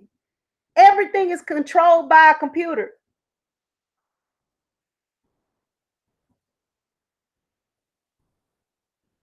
That's right, Don. That's right. It's and anybody that's got sense, all you really have to do is look at the movements of our president and look at the movements of the Republican Party because they're not saying nothing. They're agreeing with everything he's doing. Basically, the things that they've been wanting to do forever and couldn't do, he's the one getting it done. So they sit back letting him do it. Because what people don't understand is he could be we don't know what kind of Illuminati affiliations these folks got and what kind of sacrificial lamb situation they got going on because he could be the sacrificial lamb as far as we know. We don't know what's going on. We don't know who's controlling our president. We don't have the slightest idea about what's going on. But I do know that the Bible says that if you don't learn from your past, you're destined to repeat it. I know that. And so y'all got to understand Yeah, exactly, Don. I grew up in the country. We lived a homesteading life. My parents are in the country right now, honey. I'm finna move to Arkansas before the month is over with. I'm finna get ghost.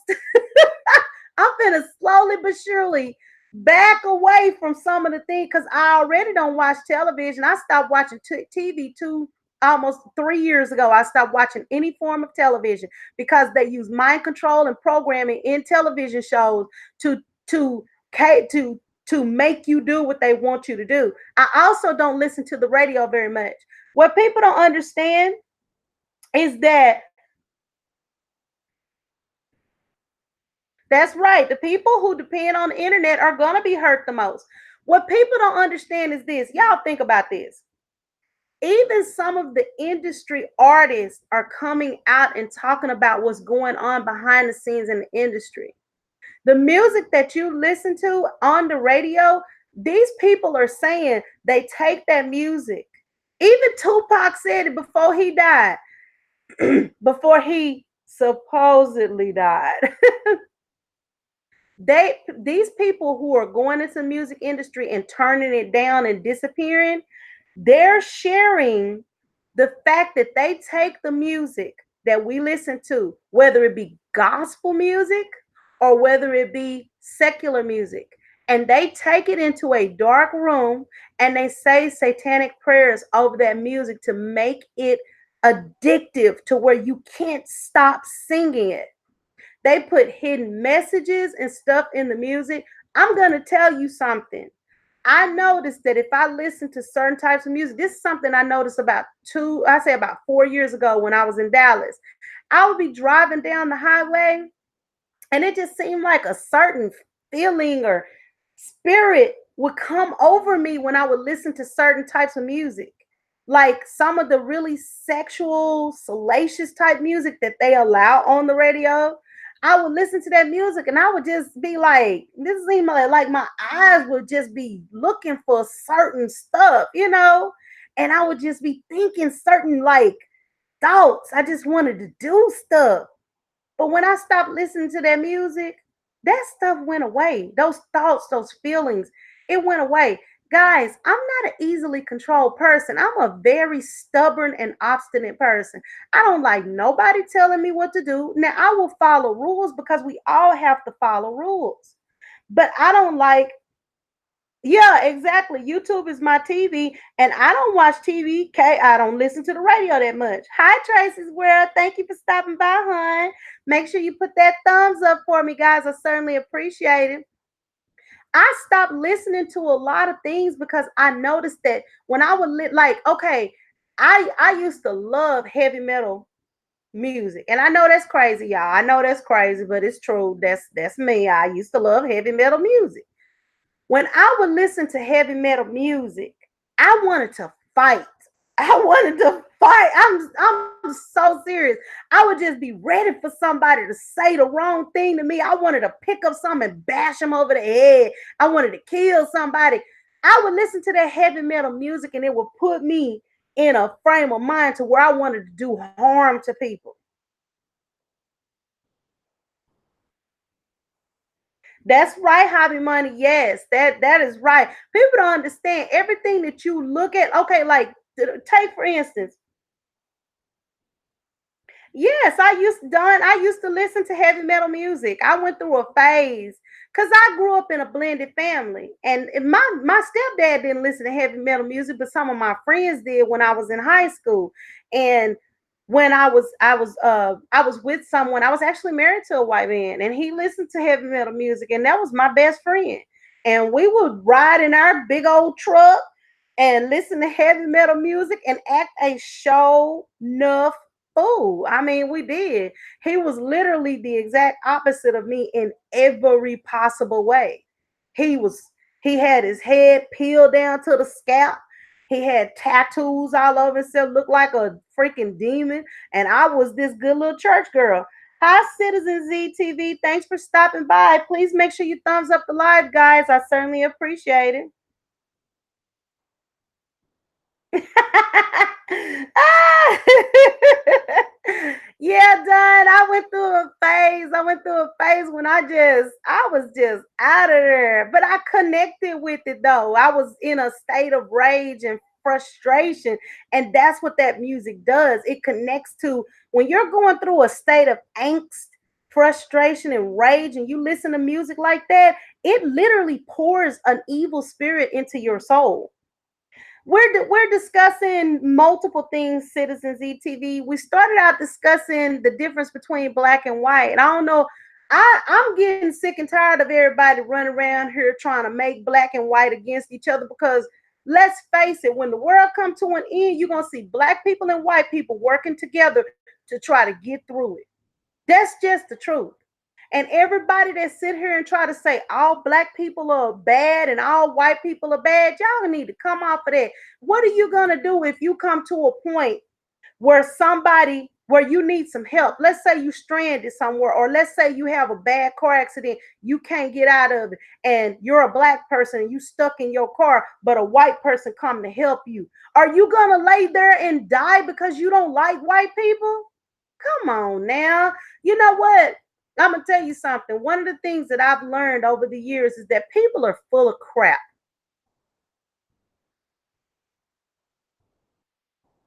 That's right. We are the same. Because if you strip this skin off of us, if you strip this, now I'm a big girl. I'm 4'11", but I'm a fat girl. I got some meat on me. You strip this skin off of me and another woman, a white woman that's built up the same way I am, guess what? We're gonna look just the same up under the skin. Strip our skin off. We both gonna have red, fatty deposits. We both gonna have red flesh. We're gonna have red blood. You're gonna see purple veins. You're gonna see red veins or greenish looking veins. I'm telling you, all of this stuff, this propaganda, these lies and mess that these people keep putting on this YouTube and on different channels, on Facebook, on Instagram, on Twitter, all of these lies and this, excuse me, this hate that people is spreading, it's a bunch of lies. Even some of the people who swear up and down they hate white people, even some of the people who swear up and down they hate white people, or people who swear up and down they hate black people, you put them in the right situation and see what come out of it. Because I can tell you over the years, I have met racist white people who actually really hated black people. But when they got behind closed doors, their whole idea, their whole understanding and everything was different. Let's just put it like that. See, I don't believe it. I know that, and you know, you get this group thinking, you get this group mentality, you get mob mentality, you get a group of people who hate, and then when you get a group of people together and they hate, they can feed into each other's hate. But I'm sorry, but I have met too many white men who behind closed doors, they'll sit on these doggone channels and talk a lot of crap, but behind closed doors, let them get behind closed doors. The very thing that they was talking about is the very thing that they really wanted to do. That's the truth. Look at Donald Trump. And I shouldn't say his name too much because I really don't want to draw the trolls out. He keep talking about they trying to do a coup. They're trying to do a coup. Guys, every time Donald Trump says something, don't just shove it to the back. If you notice, whatever he say he hasn't done or somebody is trying to do to him, that's the stuff that he is trying to do. The man is using what they call reverse psychology on us.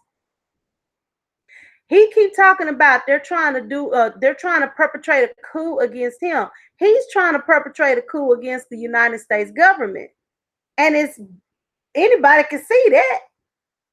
But we don't want to talk about that. We don't want to talk about that. It's too easy to talk about stuff that don't make sense. It's too easy to get everybody locked up in the whole black and white argument while our government is sitting up there, the Republicans and Donald Trump is sitting up there trying to take over the country and turn this into an autocracy where he is the sole and head leader and everybody else is kissing his butt and doing what he tell them to do.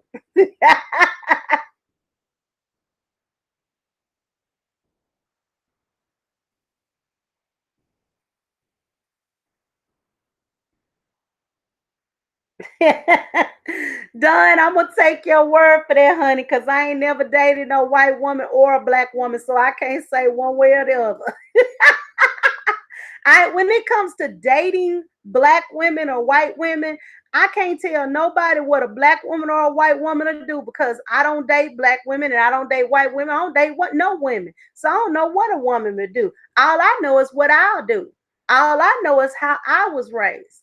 All I know is that I was raised to believe in the man is the head, the woman is to help me. I know everybody is not going to agree with that, and I'm fine with that. You don't have to agree.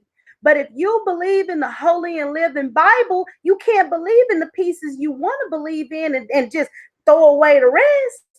See, that's the world we live in. People want what they want when they want it. They don't want the truth. They just want bits and pieces of the truth. I cannot live like that. That's the thing about a real Capricorn. We deal in black and white. We don't deal in gray. We don't deal in middle ground. We only deal with what's right. Hey, Foster Creek, thanks for showing up, hon. Make sure you thumbs up the live. We only deal in what's right. When I was growing up, I was taught that a woman's job was to take care of her family. Now, I've worked my whole life. Don't get me wrong. Don't get it twisted. I've worked my whole life. But I can understand that application. When a baby is born, what is the first thing a baby does? A baby latch on to his mama's tit or her mama's tit, and that's the bond connection that that child have until that child get off the tit. So while you got your baby on your chest, you loving on that baby, you talking to that baby, you imparting wisdom in that baby, and you teaching that baby. When the baby get up to a certain size where they ready to walk and go potty and stuff like that, mom is usually the one teaching the baby how to do things.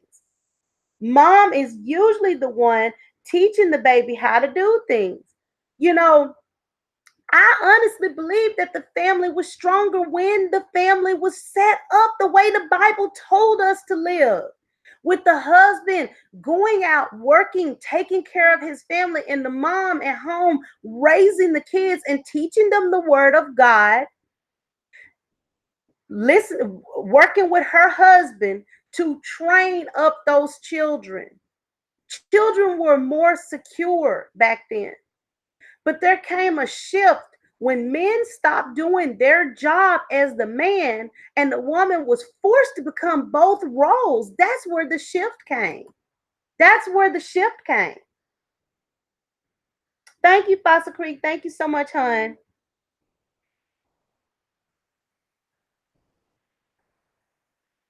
And see, Tracy, I'm gonna tell you something, sweetheart. I've dated white men. I was married to a white man. I don't have nothing against white people. And people can call me a bad wench. They can call me whatever they want to call me.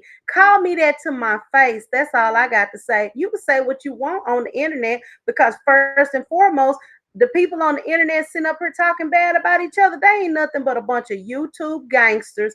And a YouTube gangster ain't nobody because in real life, you ain't finna bust a grape. You ain't finna bust two grapes. You ain't finna bust three grapes. You ain't finna do nothing. You sit there and talk all that smack and hide behind a computer screen.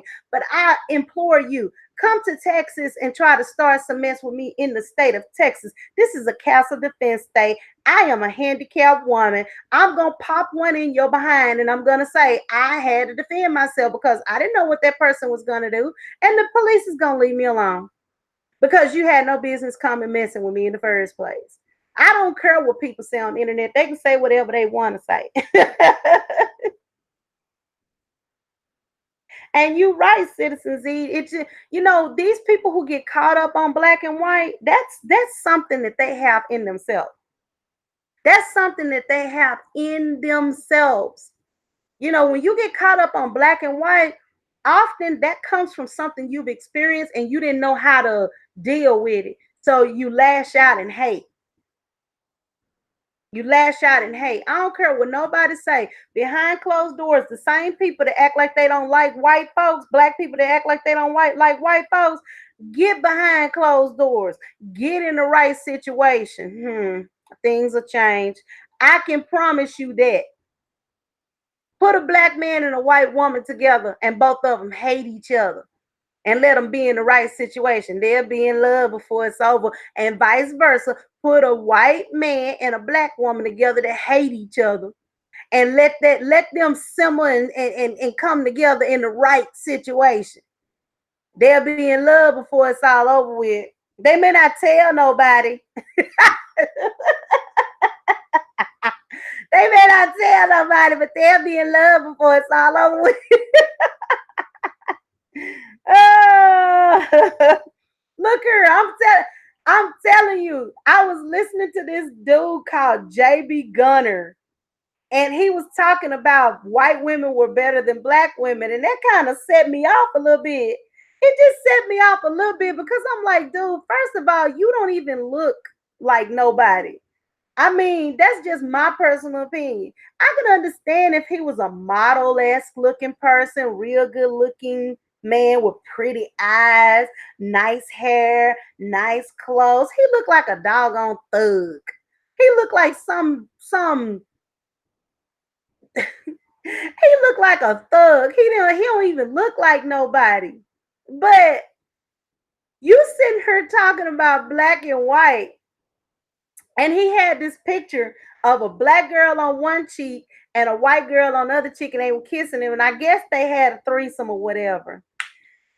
Oh, baby. Oh, Lord.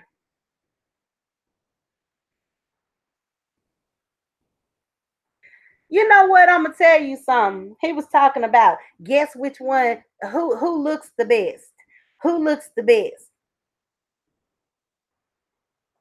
And that's right, hobby money. You can teach your children to do the right thing, and they will still do exactly what they want to do.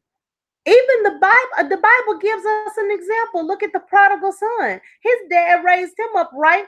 That good for nothing joker wanted his inheritance before his dad died, and then left and went out there and spent up all his money on women and booze and playing, and then had to come home hungry.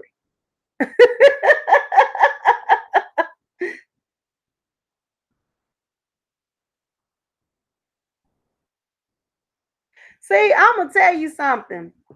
I like good people. I don't care who you are. I like good people. It doesn't matter what color you are. Color is just something.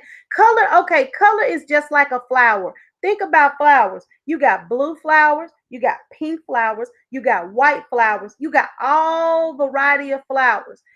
Sometimes you feel a certain need for a specific type of flower. Like you'll look at some red flowers and you'll be like, oh, I want those. But one day you might want a bouquet that's got a mixture of different colors. One day you might want just a bouquet of nothing but white flowers. You know what I'm saying?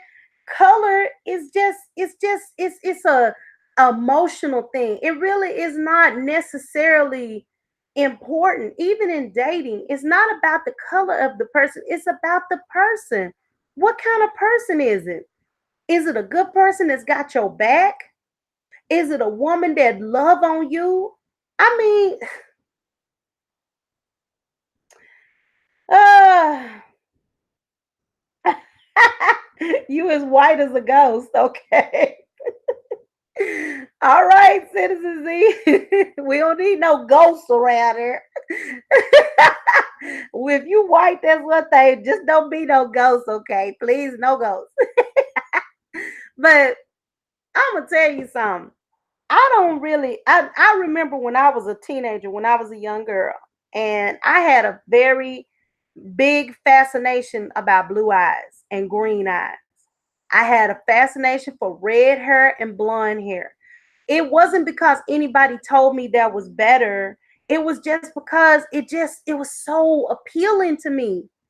See, I was very artistic. I love to draw and I love to build stuff, and I like to sew and make different clothes and quilts and stuff. I did all kinds of stuff when I was a kid because I was still in the very middle of that traditional phase that was disappearing, where you learn how to cook and can and sew and make quilts and wash by hand, wash clothes by hand, stuff like that. I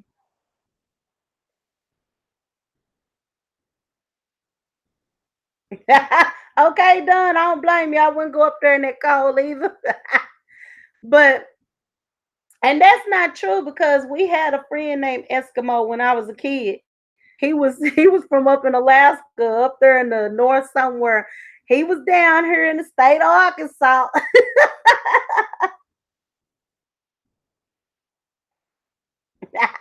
Y'all mess.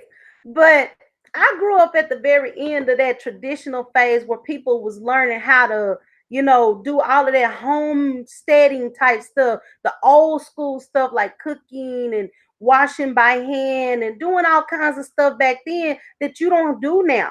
See, if the world was to just crumble and fall apart now, I can survive because I still remember all of that stuff. I know how to bake. I know how to make bread from scratch. I know how to make anything from scratch. And what I don't know, I know how to read.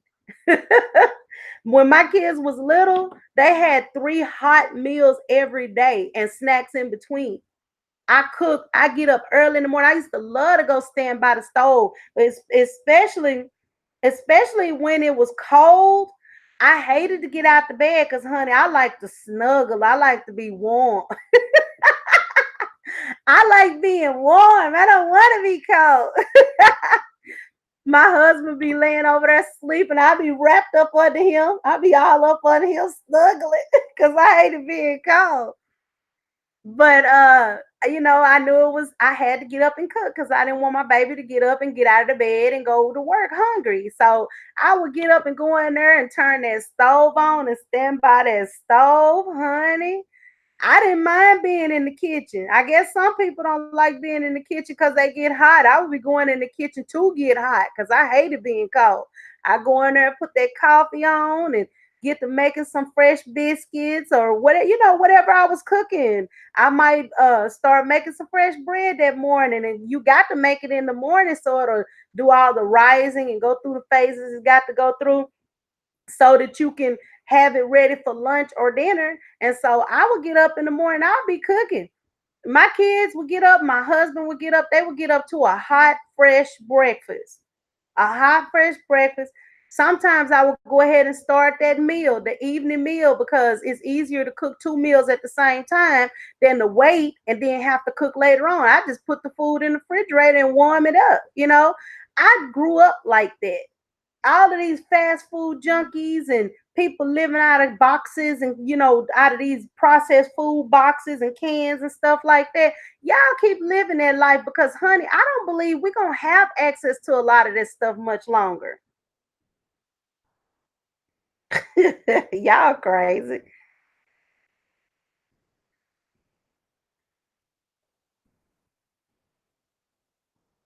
Okay, thank you, Hobby Money. I like to cook. I don't know, there's a pride in my family.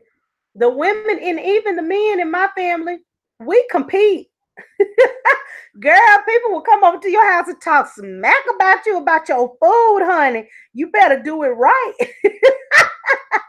I never forget I cooked some barbecue once and I was in a hurry, so I didn't have time to let it marinate and do all the steps that I needed to do it. My uncle came over, he said, "What the hell is this?" He was talking cash about my food. He was talking cash about my food. He said, "I can do better than this." I said, "You can go home." We don't on in this family, we don't play, even my kids. I have 5 children. Hi, storyteller with music. Thanks for stopping by. If you would go ahead and make sure you click on that thumbs up, please. Thank you.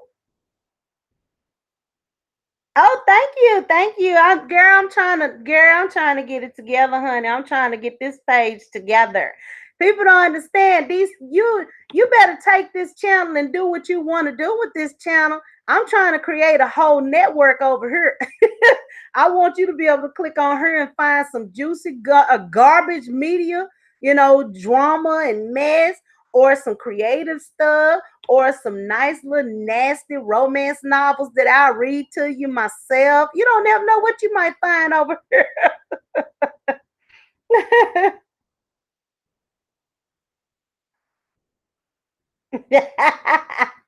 Done, you a best. Thank you, honey. I appreciate it. Look, I don't believe in coming on here dry. Now, earlier, if you come in early, I was showing my tail. I ain't even gonna lie. I was showing my tail. Look here, I'm a black woman. I'm not mad at nobody. I'm not mad at nobody.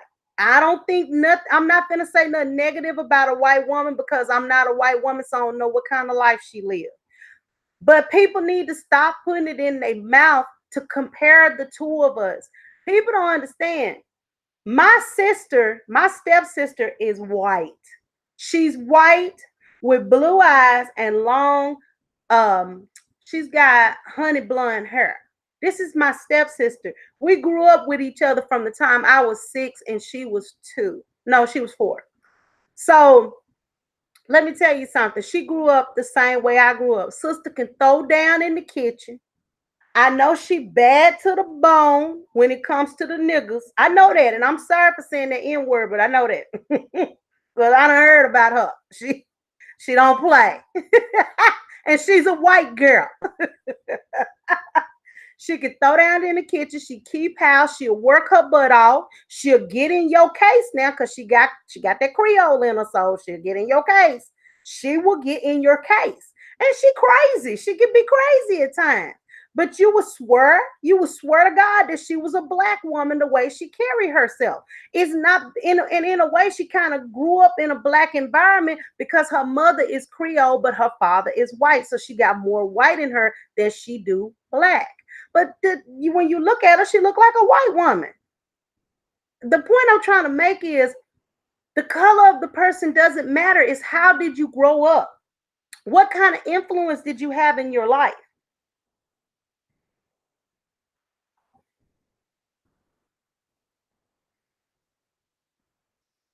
Look here, let me tell you something. I love everybody.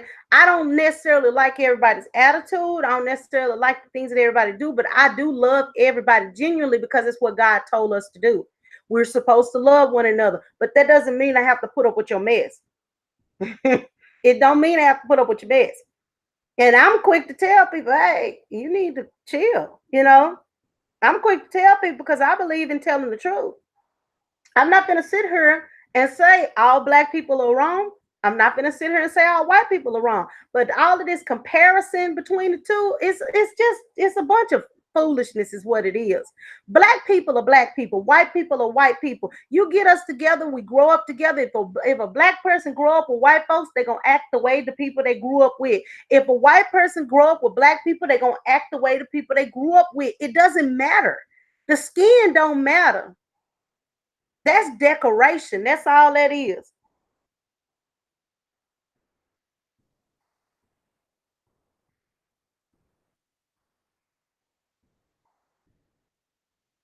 And see, that's the thing. Now, I don't like the culture vultures. Now, don't get me wrong with that. But see, I'm gonna tell you something, storyteller. The only reason people can appropriate black culture is because black people do not support one another. If we properly supported each other, we would keep our culture close to us. We would keep our culture close to us, but we don't support one another like we should. I was going off earlier because I can name 5 people on YouTube who are coming up in the ranks as YouTubers who have recently got monetized over the past month or two. All you hear them talking about is community, community, community. But you don't see them pouring into the community. You don't see them just going to random black people who are supporting them and really showing love to their channel. They want you to come and kiss their butt. And guess what? I've never kissed nobody's behind in my life. I don't believe, because if I kiss your butt, I'm gonna bite the shit out of you. It's just the honoriness in me. I ain't even gonna lie. If I kiss your butt, especially if you tell me to kiss your butt, guess what I'm gonna do? If I kiss it, I'm gonna bite you. I'm gonna bite you so hard you'll never ask me to kiss it again. Don, you a mess. You are a mess.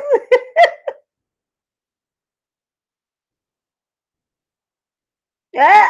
All right, Tracy, you better go and get them blue eyes, gal. You better get them blue eyes and that red hair, gal. You might find something. Yeah.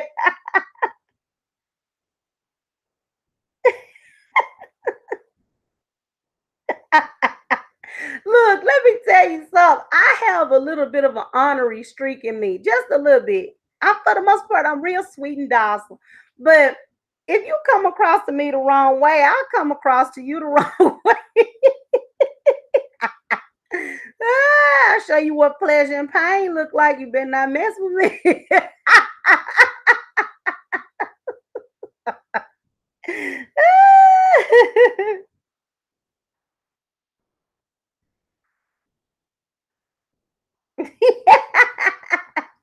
All right, Don. All right, Don. You ain't here trying to break up happy homes. You old home wrecker. Don in here trying to get him some chocolate.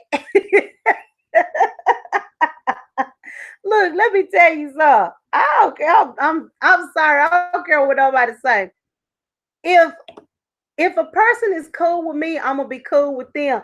Fossil know how cool I am, don't you, Fossil?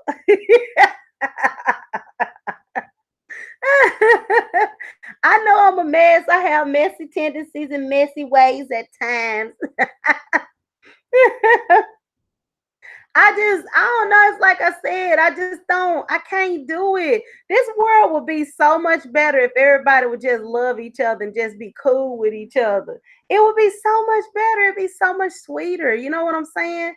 The world would be so much sweeter because I don't, I don't know. I've never been, even when I was a kid, I've always looked at people as people. And I guess a lot of that has to do with the fact that I grew up in a family. I grew up in a family where, there was white, there was black, all of our friends was white and black and Asian and Hispanic. So I was around everybody.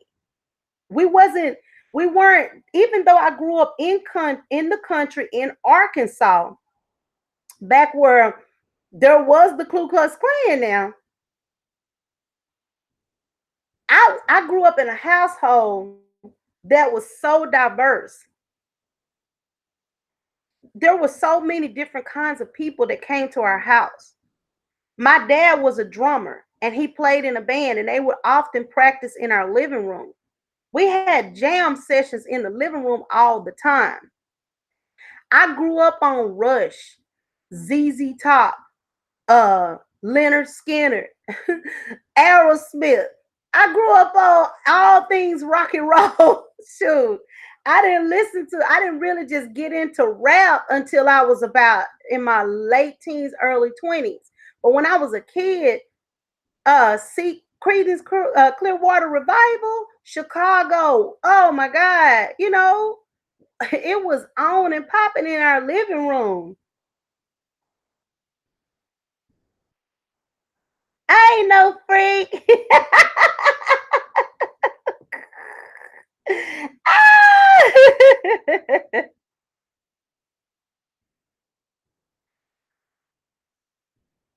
You know what? I'm gonna tell you something. I grew up with such a diverse family. It's hard for me to like look at people and just be like white people this or black people that. I can't. I can't. Now, if you make me mad, I might say something ugly about you.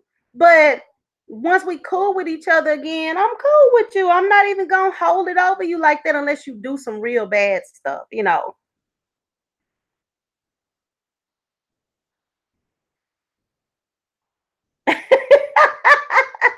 Duh, you a mess. You is a whole mess. I'm gonna have to check you out, see what you got going on, because you is a whole mess, sir. Okay, see, you storyteller, you grew up on island music, honey. Y'all now, I know about y'all islanders too now. Y'all ain't the ones, honey. Y'all some true lovers down there. I done heard about y'all. I done heard about y'all. Jamaicans, Trinidadians, Dominicans, Haitians, y'all got it going on, girl. Y'all island people, shoot. Y'all kind of put us little old country girls to shame. I know I was watching this dance hall thing, and them chicks was dancing, and I was like, "Ooh, I got a little tingle just watching them dance on them men." Dang, they was going in. I said, "Dang!" I said, "The only thing different is they got their clothes on. They was getting it." They was getting it, honey. They was getting it. I said, "Wow, I'm impressed." I be dancing like that. I get myself in trouble because I'm gonna start a whole fire. I'm gonna start a fire and then I'm gonna put it out. Okay, so you got the best of both worlds, storyteller. Your daddy was Jamaican, your mama was from the South. You got some good food and good loving in your system. It's in you. You ain't got no, you can't do nothing about it. Well, honey, this is just how I am. I really try to limit my going on live because I can get a little bit outrageous at times. It depends on how I'm feeling. I don't want to come on here and act a whole fool.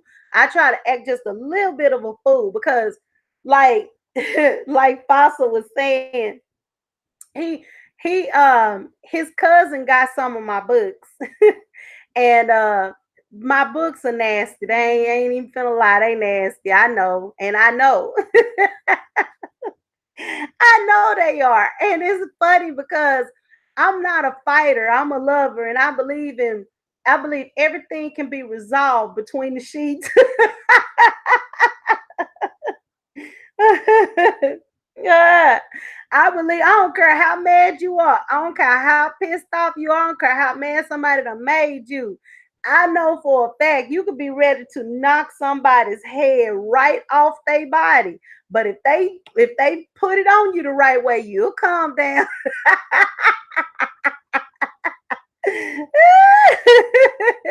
If they put it on you just the right way, you'll come all the way down. You won't be mad no more. You'll be done forgot your anger. You'll be like, wait a minute, what's I mad about? 11 at night. Oh, Don, I'm not even gonna play with you, honey, because you're terrible. You is terrible. Citizen Z, I'm telling you, really and truthfully, I don't come on live that much because I see people's lives. You got the networking lives where everybody's trying to connect, commit, and stick. Comment, commit, and stick. Everybody trying to network. Okay, I ain't got nothing against that. And then you got the lives where people be doing inspirational things. That's cool. You got the lives where people is cooking. You got all kinds of lives. I'm a live wire. I usually start off cold, get hot, try to cool myself down, and I might get hot again. So I ain't finna go on live. Cause they'll be saying they over there doing too much and they're like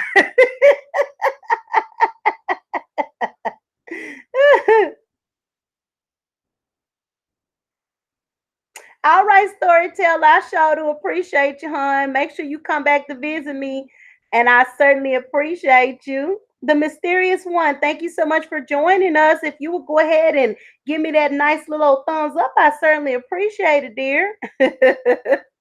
But yeah, I'm just I don't know. I talk about a range of topics. I'm one of those type people. I believe in talking about. Usually when I come on live, it's something I done seen or heard that kind of either set me off or done made me mad or it got me thinking about some things, and I come on live and talk about it. Oh, you know what? I'm gonna tell you something. I'm very real. I'm a real person. I don't play games with people. See, that's the reason why so many people are so hateful and so unhappy because they don't want to let their realness come out. Now, if you're doing bad things like hurting people, that you can keep to yourself. But if you're the type of person, because I lived a very repressed life. I grew up a Christian, Pentecostal girl, couldn't do nothing, couldn't even show no skin. You just had to cover up everything and go to church all the time. And when I got grown, I was exposed to some things because I saw some things out there in the world.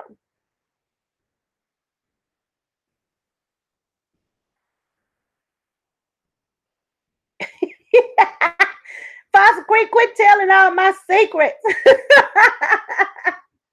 But when I got grown, I got out there in the world and I learned a few things.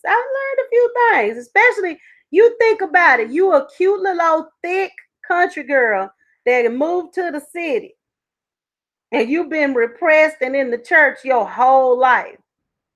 But now you in the city with all of this forbidden fruit. All of this forbidden fruit.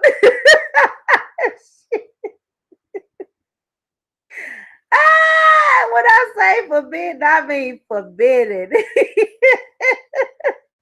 I don't see, I don't see some of everything. I know it's some things I haven't seen, but I done seen a lot.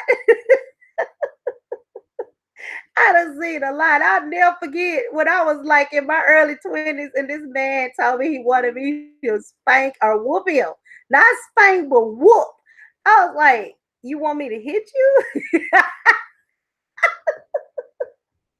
I looked at him like he had lost all of his mind. He said, yeah, I want you to whoop me, like you're giving me a whoop. And I told his ass, you better not tell no woman to whoop you. He liked it. I loved it. So hey, I gave it to him. I whooped him good. Shoot. I whooped him so hard I made sure he couldn't sit down. You want to get a whooping? I got a whooping for you.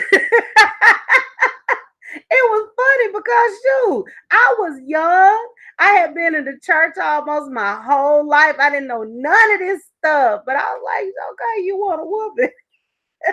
I whooped him.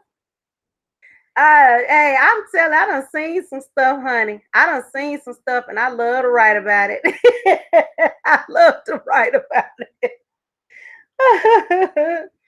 Oh my God, I love to write about it, child. Cause hey, I look at it like this: if you need to get your ass whooped, if you feel like that's what you need to make your life better, I got plenty of practice. I can whoop you. And when I get through whooping you, don't say you whooped me too hard. No, that wasn't what we discussed. You said you wanted a whooping, so I gave you a whooping. If it's too hard, you should have thought about that before you let me whoop you. I can't. I'm not gonna play with folks. Don't come to me sidestepping because you come to me sidestepping, I get you straight.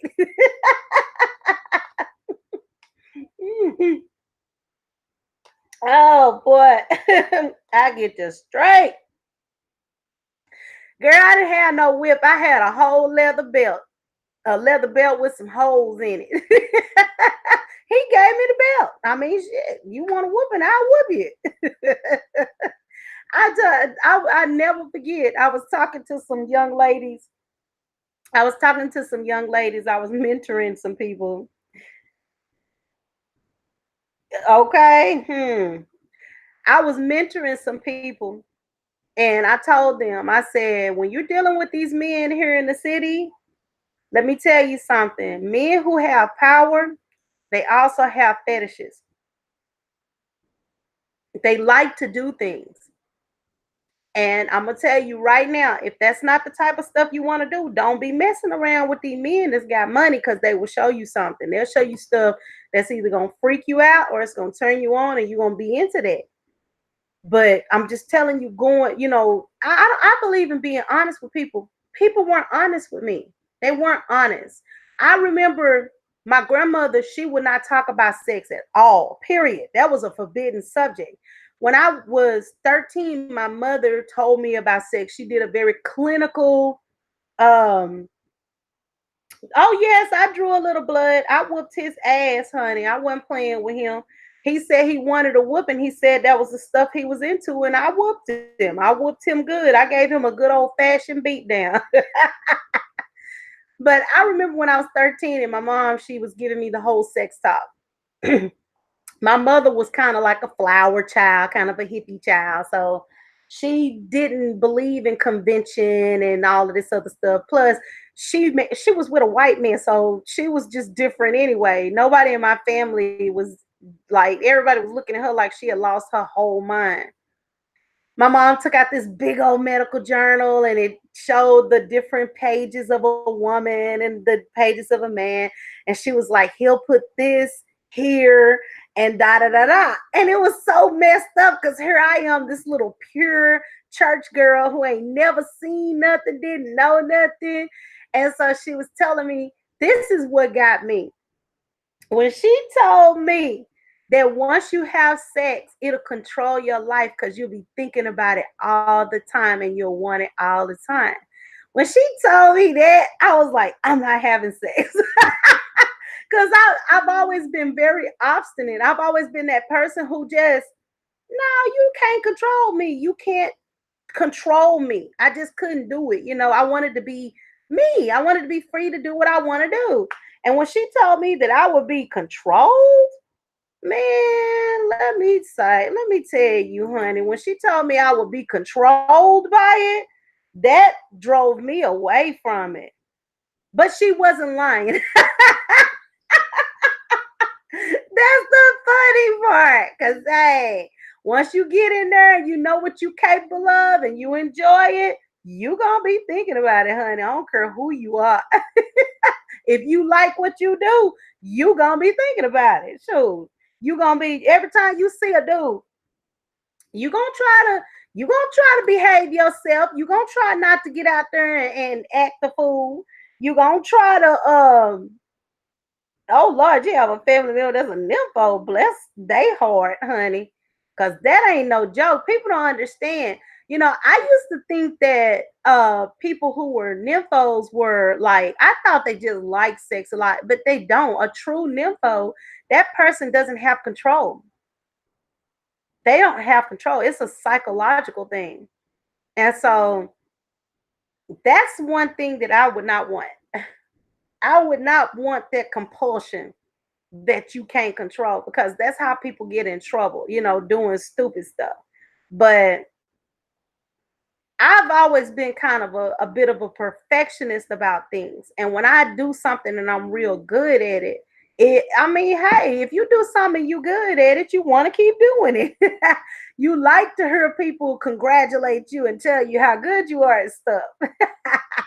So that was what that dude was saying earlier, talking about he had a black woman on one side and he had a white woman on the other side. He said, which one looks better? Which one do you think was better in bed? I'm like, well, apparently I was thinking to myself, well, apparently you didn't have the right black woman, because I'm not saying white women are not freaks, but I know black women can be some freaks. We all have the propensity to be freaky. And some people are perfectionists when it comes to bedroom business.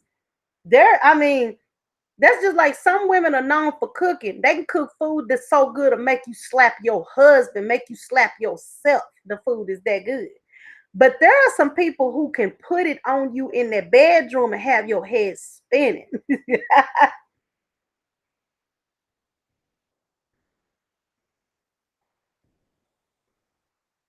You got disenticed, desensitized by it though. You know what? I'm gonna tell you something. My whole life, I'll go through periods of time without, because I believe in the saying absence makes the heart grow fonder. I'll go through periods of time when I won't date, I won't talk to nobody, I won't do nothing.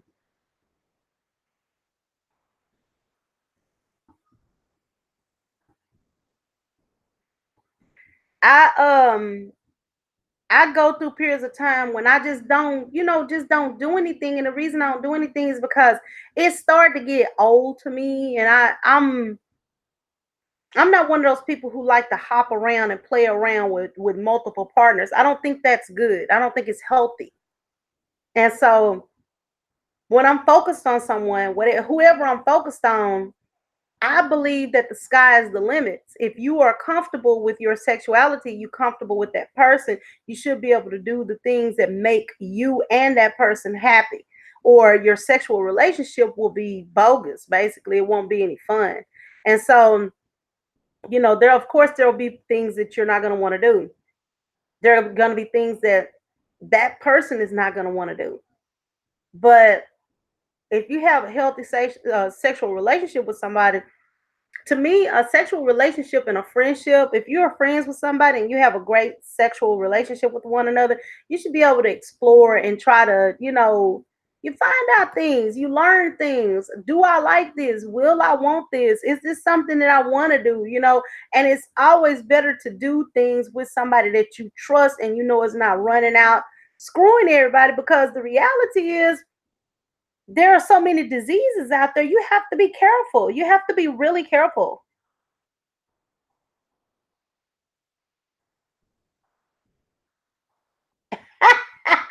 Don, you a mess.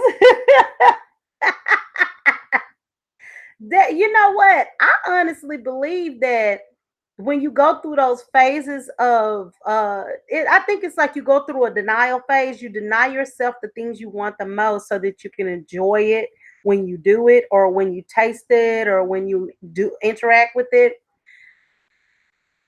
You can only go so long. If you are a hot-blooded person who enjoys to touch and interact with others, you can only go so long denying yourself the stuff that you want. That's point blank. That's the truth. You can only go so long.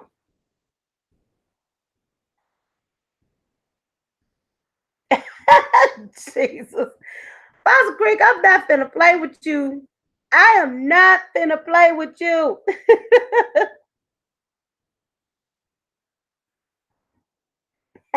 You a mess. You a mess.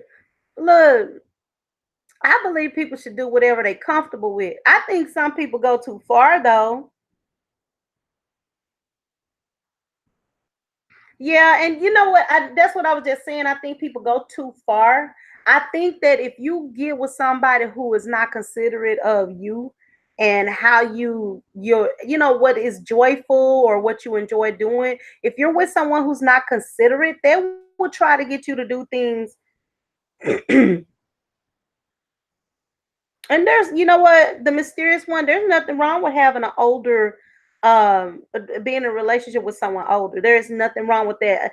The only time there's something wrong with that is if you're a minor. Now that right there, now that's a problem. That is a problem, honey, because you might need to get him some help with that. You might need to get him some kind of something that'll help him boost his stamina. Because you look like a young lady, honey. And I know I used to be a young lady.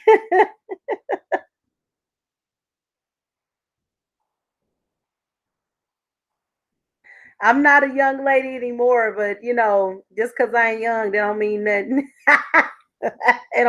It means nothing, honey. It means nothing. I know I was talking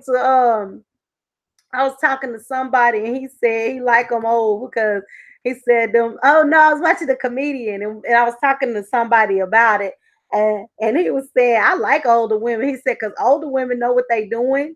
He said, and then the comedian with his stupid self, he gonna say an older woman, yeah, that old cougar, she'll give you some good love and then fix you some breakfast. I said, boy, stop. It's true though. If you don't stop it.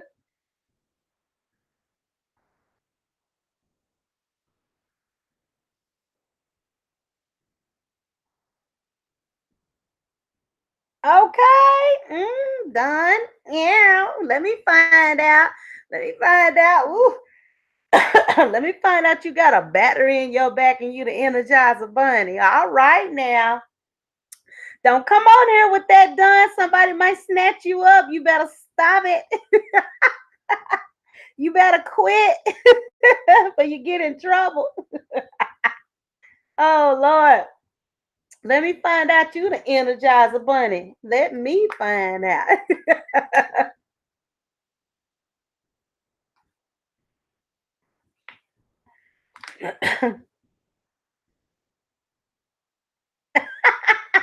Foster Creek, you just got to get in there, don't you? You just got to get in there, don't you? Foster Creek, let me tell you something. With the right woman, she'll help you. She'll help tune up that battery of yours, honey, and put that battery in your back, and you'll be going all night long.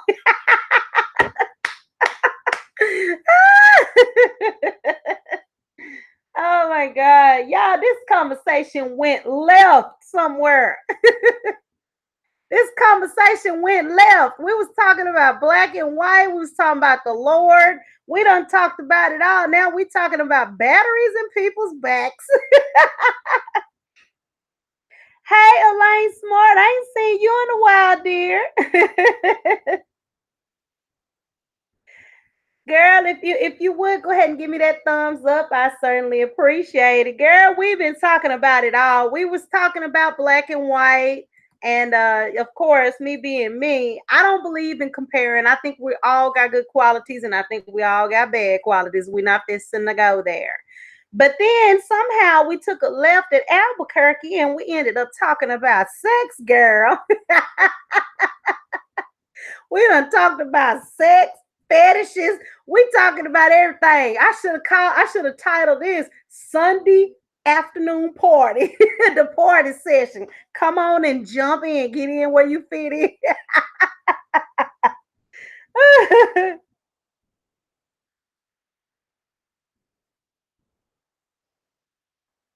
Oh, Foster Creek, you need to quit talking smack. Talking about boy, if you don't sit down, if you don't get somewhere and sit down, you uh, don't be on here talking smack to these women and end up getting somebody. And the next time I see you, you'll be walking with a limp. I'll be like, what's wrong with you? Nothing. Uh-huh. You done hooked up with one of them women on YouTube and they broke their back. You was talking smack and you got some smack put on you. You better stop. I'm gonna tell you, you better stop now. Ah, oh no, no.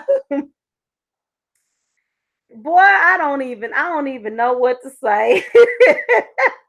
I don't know why these people come. I'm gonna tell you, the YouTube gangsters better get somewhere and sit down. I don't know why they come on here talking smack.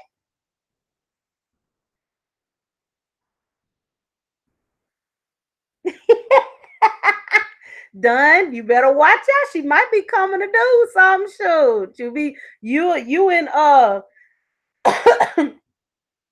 you and Fossil, y'all be in the same situation. Be done messed around, got your back broke, be limping. People be like, what is wrong with you? You ain't gonna tell them. I was on YouTube talking smack and end up coming up on something. I got jumped.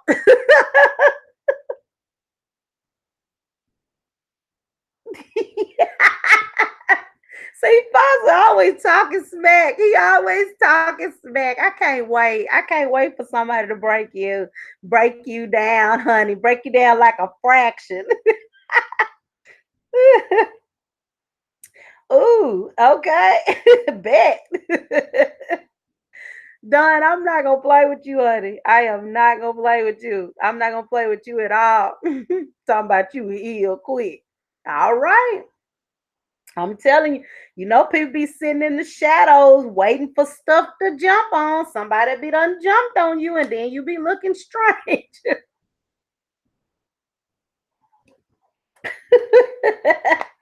Oh boy, y'all killing me. Y'all are killing me, honey. Y'all killing me. I know one thing. I know one thing. I know I don't sit up here and talk smack because I believe it's the ones that don't say nothing. Them the ones you gotta watch out for. Yeah. Ah! I ain't finna tell you nothing. Don't fool around with me.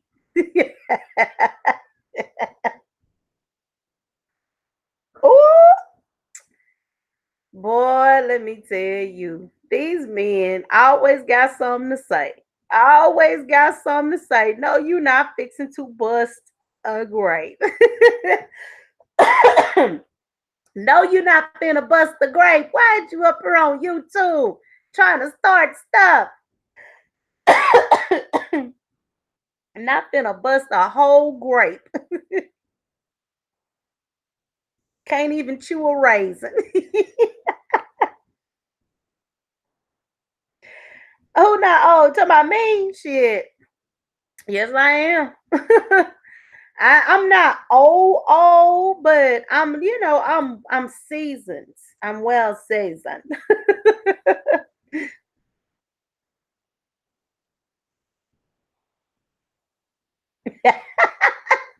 Boy, if you don't get out of here, I don't know why you, Fozzie, you always trying to start something. Lord have mercy. That's right, Elaine. You know what?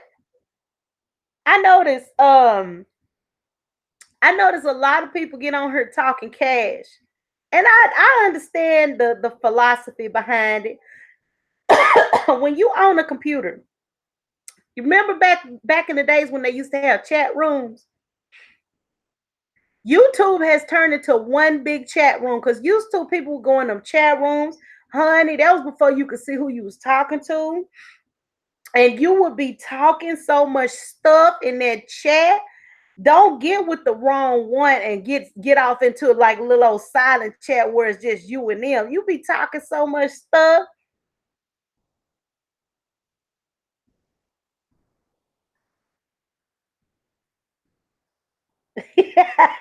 All right, done. Not Bernie Sanders. Not Bernie Sanders. I remember you get in them chats, honey. I try to stay away from them chats because I would try to stay away from them chats because I know how I am. I learned a long time ago that I have a dirty mind. And when you a person who have a dirty mind and you can hide behind, like, see, I'm on a camera right now, so y'all can see me.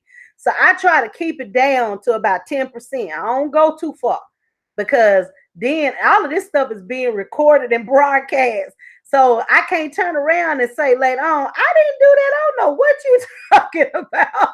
So I try to keep it down. But honey, back in them days when they had them chat rooms and they had the title of the chat room where you knew what you was going into, you already knew everybody coming in that chat room was thinking the same thing you was thinking or worse. Oh Lord.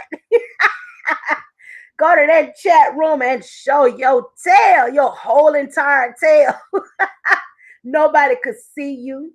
Nobody could trace you down unless you told them where you was. So you could go in the chat room and you could talk so much cash. I'm sorry, y'all. Y'all don't understand. I write romance books. What I write, it ain't for everybody because I describe from the rooter to the tutor. I believe in. I'm gonna describe it as if it was really happening. You know what I'm saying? And so yes, I used to love pal talk. Honey, when I would get a little feeling, like I wanted to be nasty or do some bad things, but I really didn't want to go out there and do it because, just talking about it or chatting about it, that's different. Honey, I get on that doggone chat. Woo! Get on that chat and be writing all kind of stuff. I can't tell you the I can't tell you the number of guys was trying to find me. No, honey, no, I can't tell you where I live. No, I can't tell you where I live. No. Ah, you be in a whole relationship. Every day that person be looking for you. I'm just playing with you, honey. I ain't trying to hook up with you. I ain't trying to fall in love. I'm just playing with you. I'm just playing. This is all role play. Okay? This is all role play. Because as they say, the mind is a terrible thing to waste, but some people's minds are terrible. I could string a story out so long. Shoot, I have people proposing to me, wanting to marry me. I'd be like, man, I'm 500 pounds. That, and the third, just lying. They didn't care. They would be like, if you can do the things that you say you can do, I don't care. I was terrible. Shoot, I was terrible. I ain't even gonna lie. I was terrible. I love them good old chat days. I ain't gonna lie. I love chat them back in them chat days. You hiding behind the screen, can't nobody see you. I didn't lie to him. I wasn't gonna tell him I'm 6 foot tall or 5'9". I'm a supermodel. Hell no, I'm not gonna lie to you. I'm gonna tell you exactly what you got. And if you don't like it, move on. Why would I cry? Why would I cry about something like that? To me, I think that is the dumbest thing in the world, to change your own self. Be who you are. There is somebody out there for everybody. There are guys out there who love a big juicy woman. There are guys out there who love a little old skinny bone. There is somebody for everybody. There are girls out there who love a big man, a big old teddy bear. And then there are some girls who like for their men to be tall and slim. It's somebody for everybody. I'm one of those type people, you know, I have my preferences. I ain't even gonna lie. I've always had a preference. I have a certain preference, and that's my preference. But when I'm role playing in my mind, sure, it don't care what you look like when I'm role playing in my mind.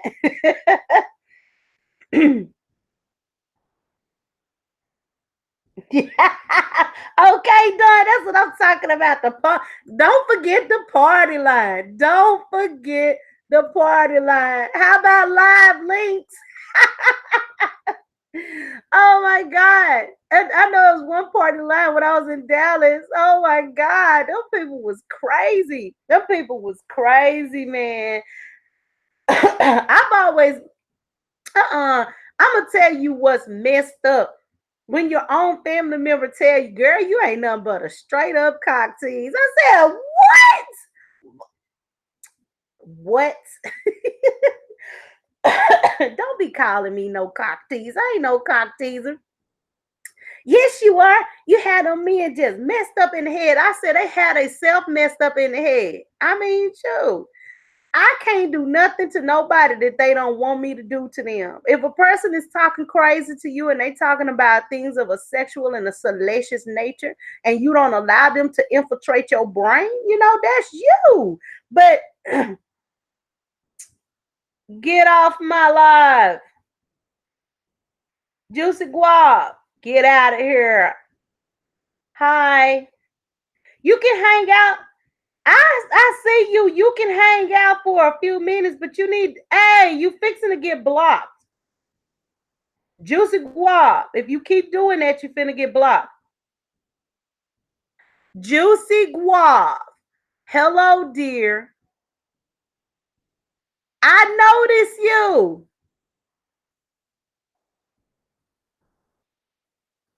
I know you need to get out my live though. I'm finna restrict it. You got other things to do. Get out of my live. Bye, Juicy Guap. Thank you for stopping by. Click that thumbs up on the way out the door, honey.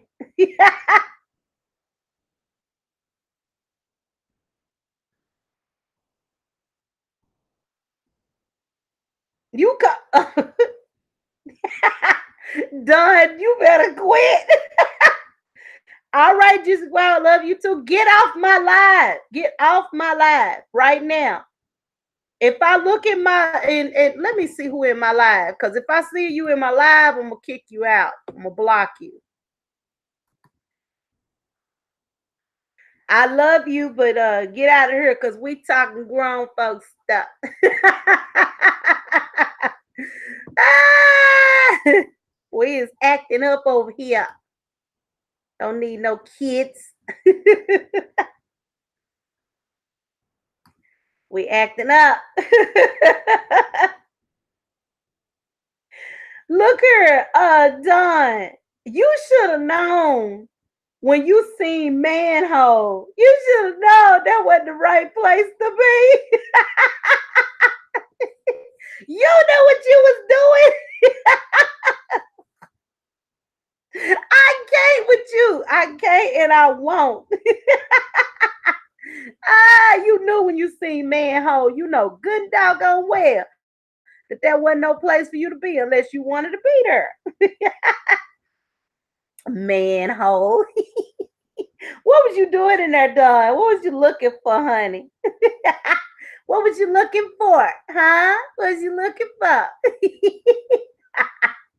Was you looking for a hard body to cuddle up next to? Squeeze on real tight. Ah! Hey, I don't know. I ain't mad at you and I ain't judging you. If that's what you was looking for, that was what you was looking for. I ain't mad at you. But I'm giving you the side eye. I'm giving you the side eye. You over there in manhole looking for stuff. Oh God.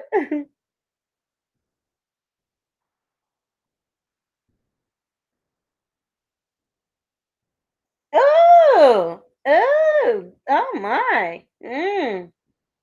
No, you ain't nothing but a freak, honey. Your nasty self. That's what you get for being nasty.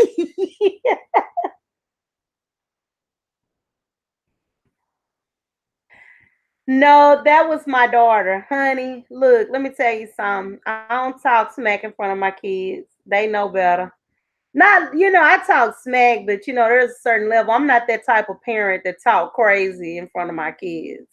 They don't need to know me. They don't need to know nothing about me.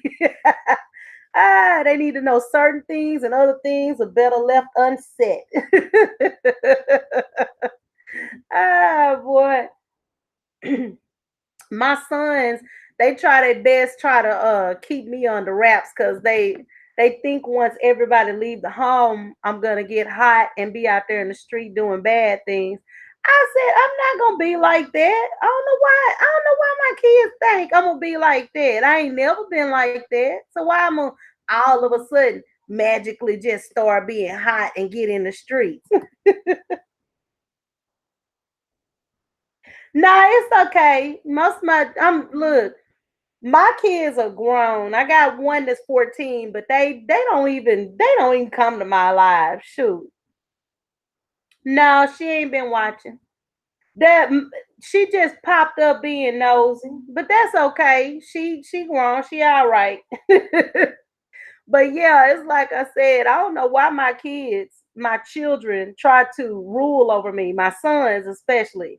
My sons are grown and they all try my two boys, they try to keep me from dating. They try to keep me from doing anything really. I told them, I said, you need to watch your own house. Don't worry about my house. Don't worry about me and don't worry about what I'm doing. I'm grown. I'm fully grown. I'm fully grown. Shoot. I don't need nobody trying to keep an eye on me and trying to keep an eye on what I'm doing. I don't need nobody trying to keep an eye on me because you might end up surprising yourself. So you might just want to leave me alone. I'm just saying. I'm just saying. Stay out my business.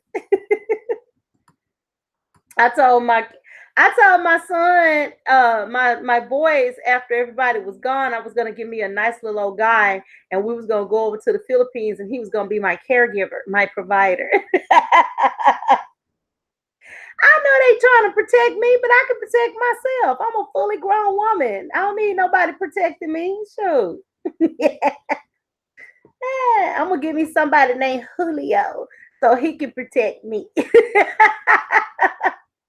Or Benito. No, I'm just kidding.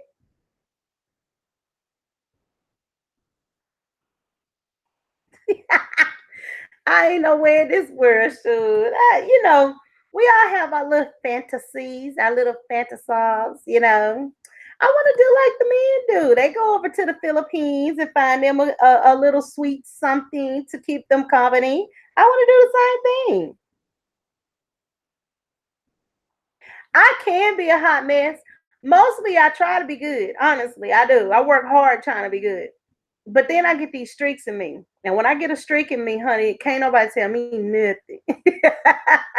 Can't nobody tell me nothing. Nobody tell me nothing. Boy, I'm telling you, people don't understand. So I grew up during the time when they were singing stuff like what's that song? I used to love that song. By like I think her name was Adina Howard. What was that song? It'll come to me. I'm trying to think of it too hard. I grew up during the time when they was telling you what they want to do. I want to be a freak.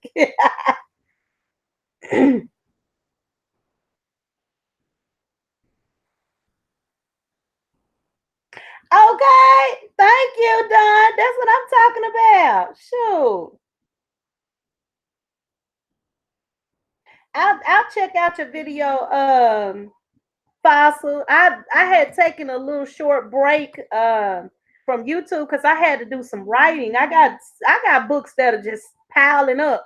I got one book I need to finish. I think I need to do like two more chapters to finish it, and it's been sitting just waiting for me to get back to it for almost a month now because I've been focusing so much on YouTube. I'm trying to get through this 4,000 watch hours so I can, split my attention between YouTube and my books because the reality is that my books make me money. YouTube ain't making me no money right now. So YouTube is just it's just a hobby. I enjoy what I'm doing, but my books make me money, honey. My books keep me in the cashola. So I got to spend time creating books. I got people right now who are waiting for my next books, and I absolutely got to get on it. I got to stop playing games and get on my writing because, honey, let me tell you, I got some stories. I'm gonna create a story for your cousin. Watch. I already got the idea for the story and everything. I just need to lay it down. It probably won't be as nasty as some of my other stories. That's good. You moving up, hon. That's good. But you know what? The more you get out there and you engage with people, the more you gonna move up. And plus, you can get with some of these networking crews, and it won't take you long to move up at all. Cause hey, I mean, you got to get out there, and it ain't nothing. I mean, it's a lot of people out there. There's a lot of people out there that will connect with you. I gotta get that 4K though. That's what I'm that the only reason I'm on live right now is because I gotta get that 4K and I am so close to it. I have right now, I think I have less than 1,000 hours to get to 4K. So this is I mean, it's like I gotta get on the ball. I can't keep just jacking around with the hours, with the watch time. I upload a lot of content. I've got a lot of content on my channel, but I have to really like dig in and start working on, other things. You know what I'm saying? I got to dig in and start working to get these watch hours knocked down. I'm probably going to have to do a bunch of lives to get it done because, like I was saying, a lot of people say that they'll come and support you and give you watch time and stuff like that, but that's not true. That is not always true because I know a lot of people, I've been to their pages I've watched all of their videos, giving them all kinds of watch time. I ain't seen them nowhere near my channel. And not only have I not seen them near my channel, when I watch somebody's videos, I leave comments because that's how you know for a fact that a person has been there. I always leave comments. I may not leave a comment on every single one, but I'll put a person's playlist on and just let it play. And then I'll go back and watch about a minute of it, or not even that. I'll just look at, I look at some of it while it's playing, and then I go back and leave a comment based on what I saw. So yeah, I'm just like, I'm trying to knock these watch hours down because YouTube is taking up a whole lot of my time. I need to get on that grind. I need to get my watch hours up. I need to do what I gotta do because, honey, let me tell you, I got stuff to do. I got some stuff in the works. I have a couple of books that I want to read online, and they are so fiery. Why did you create a second channel, Fossil?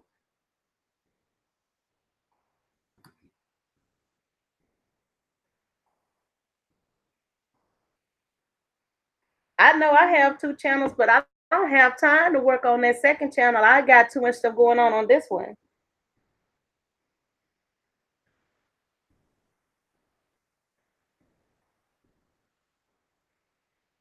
Okay. Oh, Don, I sure hate that for you, honey. I knew from jump not to fool around with music because that music is getting a lot of people messed up.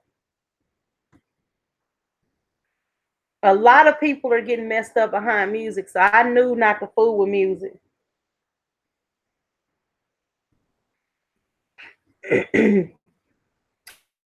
I try to, most of what I do, I try to focus on, like, most of what I do is uploads, teaching people different things, bringing different types of news and stuff, that kind of stuff. But as far as like um some of the stuff, I don't, if it's not music in that in the creator studio, I don't fool with it because I don't need my stuff getting taken down.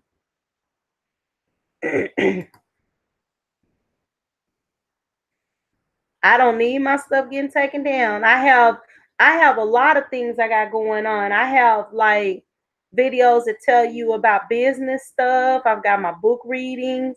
I have videos that talk about how to use your account, the different applications and stuff in your account, how to actually use your account and get the best out of your account. I have a new series talking about me, basically the stuff that I'm dealing with and the changes I'm making in my life. I'm actually getting ready to do a lot of exercising. I'm thinking about going back to a more vegan, not vegan, but vegetarian with oval vegetarian, where my protein source will be eggs, because I was a vegetarian for a while before I got sick. The problem is that I have severe anemia problems. I have issues with anemia. So my blood drops, not just gets thin, my blood level drops for no reason. And so I have to eat the right amount of protein and iron so that I don't end up, getting really sick.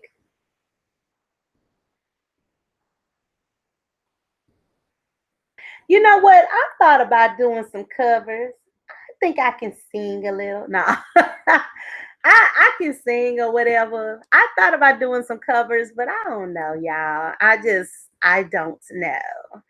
I don't know. It's something about I don't know. I used to sing a lot. I see people sing and I like, let me get on here and bust a note down.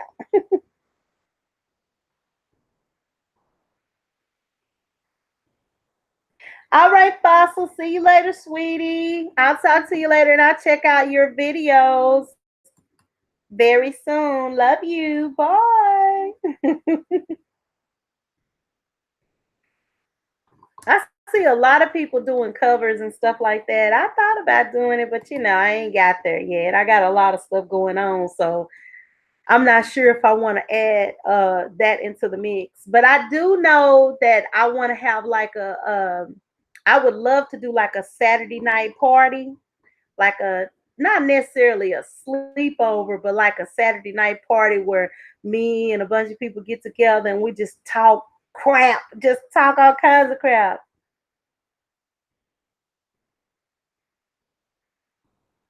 I like to sing. It's just singing in front of people. I used to sing all the time, but in all honesty, Don, my thing is like for a long time, for a while, I had gotten to the point where I got really sick. And when I got real sick, I just kind of closed myself off of people. The stuff that I used to do and enjoy, I just stopped doing it. And so there's a lot of stuff that I be wanting to do. There's a lot of places I want to go, but I just haven't really just had the energy or the confidence to do it lately because I have some health issues and I don't know. It's like when your life change, you have to really it's almost like you have to rebuild yourself, and that's what I'm in the process of doing. I'm rebuilding myself and pulling myself back together because I used to be a very outgoing person. Lately, I'm not the same. I know I haven't. I'm just not. And I know I need to work on that and change that because I don't like being just repressed. I like to do a lot of things. I like to sing, laugh, hang out, kick it with people, just have fun, make people laugh, talk about stuff I ain't got no business talking about. I'm always doing something. And then I'm one of those people I know there'll be people sitting in the corner talking about, I look at her over there acting a fool and doing stuff. Well, whatever. You do you, I'll do me. You do your live, I'll do my live. My live is gonna be the crunk live. We're gonna be over here doing stuff we ain't got no business doing.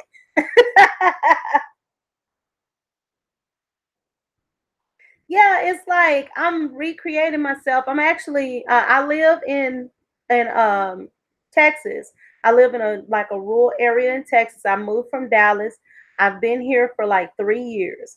And finally my mom got sick. So I decided, you know what, I'm gonna move closer to my mom because if anything happened to either my mother or my dad, I want to be right there close to them. But also I feel like living in the country because they live deep off in the woods in the country. I feel like that'll be good for me because I have this connection with nature. It's like it gives me energy. And so it helps me to create, to really think and come up with ideas and create. And I want to be closer to my parents just to be close to them. But also, I want to be in that environment where I can start creating stuff again. Because I wrote like over the course of a year, I wrote 16 books over the course of a year. And it seems like lately, or I'm almost done with my 17th book. Seems like lately my energy level has been really low because I've been dealing with YouTube. And YouTube takes a lot out of you when you're trying to build a channel. And I've got to get back to the point where I can split my time with YouTube and writing because I need to write more books. I have a total of 80 books that are in different phases. 16 of them are complete. Um, Number 17 is 2 chapters away from being complete. Those each of the books 10 of the books are already published on Amazon. 6 books are waiting. One book is about to be done, so that'll be 7 books waiting. They have to go through an editing process and let people read them and stuff like that to get some feedback from them. And then once I get them edited, I'll post those as well. I have 2 trilogies that I have to really get out. I mean, desperately, people are waiting for them, and I don't want to just write them because I'm actually looking at a publicist now because I want to do some book tours and try to boost those books so that when I write the trilogy, people will just be hot to get my books.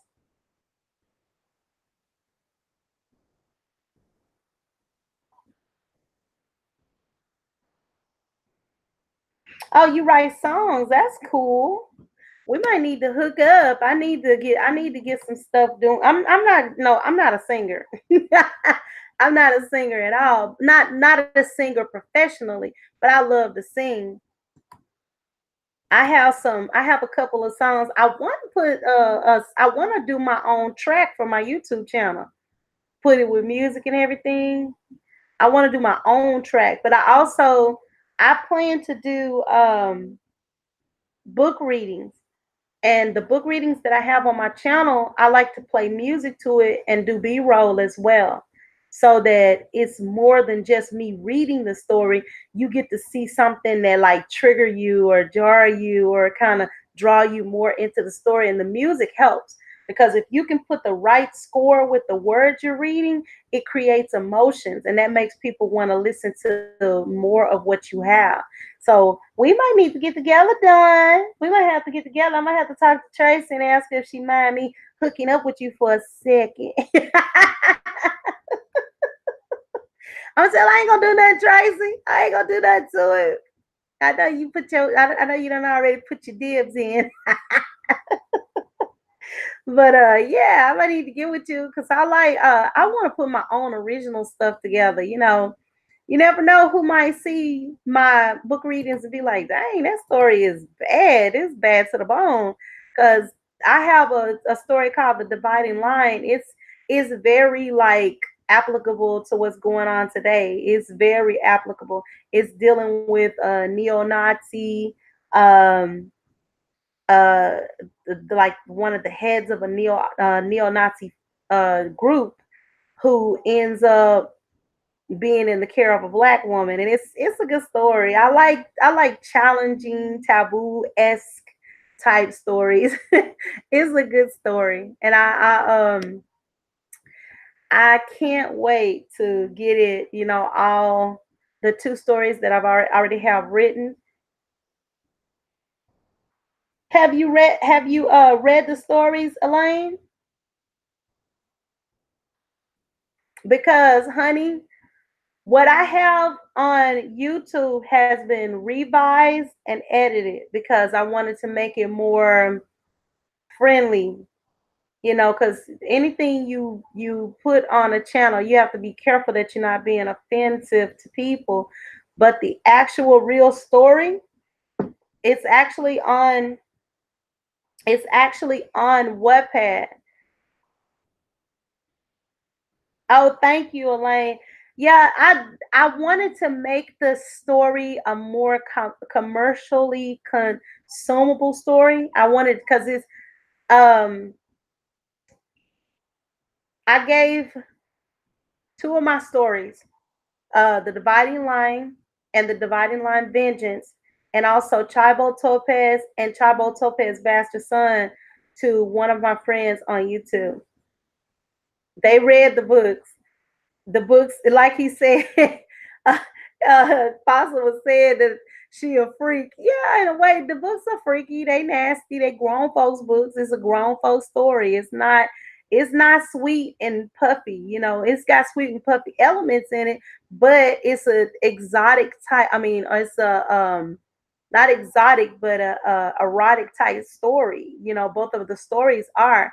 But what I've uploaded to YouTube is more commercial because I want that story to become a movie. That's my ultimate goal.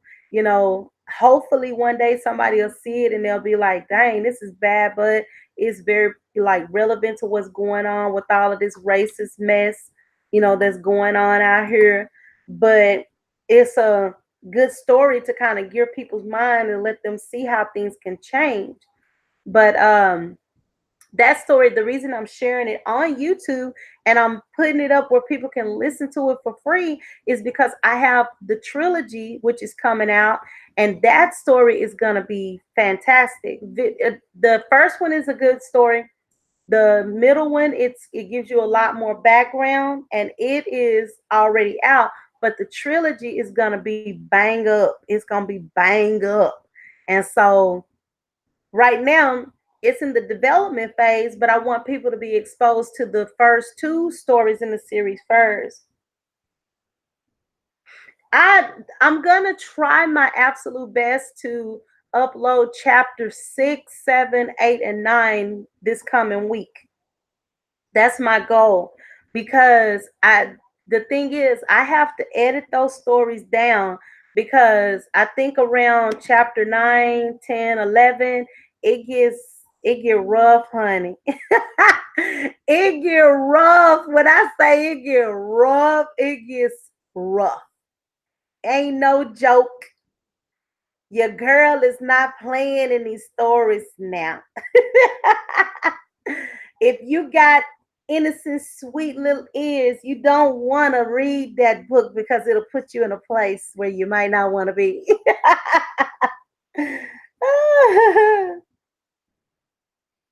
All right, Don. Thank you so much for stopping by, sweetheart. When you get a chance, check out my books. It's in my Raw section, RAH. It's called Reading After Hours. And the book that's in that playlist is called The Dividing Line by Ileana Binoche. That's my pen name. Go ahead and check it out. You can play it and listen to it while you're doing other things. I'm pretty sure you'll enjoy it. I'll see you later, dear. Thank you for stopping by. Yeah, I'm getting to the point now where I'm trying my best to get that particular book online. I want to try to drive some traffic to it, let people listen to it because I've got people on Facebook who have already purchased the book from Amazon, and I want them to go and listen to the revision. Thank you, dear. I certainly appreciate your support. You're so awesome. Thank you. But yeah, I'm trying to drive traffic to the book because as with anything dealing with marketing, dealing with sales and stuff like that, you have to create a demand for something. You got to create a desire for it. And by me putting it online for free where people can listen to it, hopefully that'll drive them to the second book and then the finale. Cause the finale is gonna be something else. It's got to be an awesome story in order for someone to take interest in it and decide that they want to make it into a movie. Because, honey, that's my goal. If I could afford to pay for the movie to be created, even on a low budget level, I would try to do that. Because you never know. You never know. Nowadays, people do these low budget movies and they end up winning all kinds of awards. You never know, especially if it's got a good message in it. So we'll see. We'll see what's gonna happen. Your girl working on things. I'm trying to make some things happen. I'm trying to make some things happen. Yes, indeed.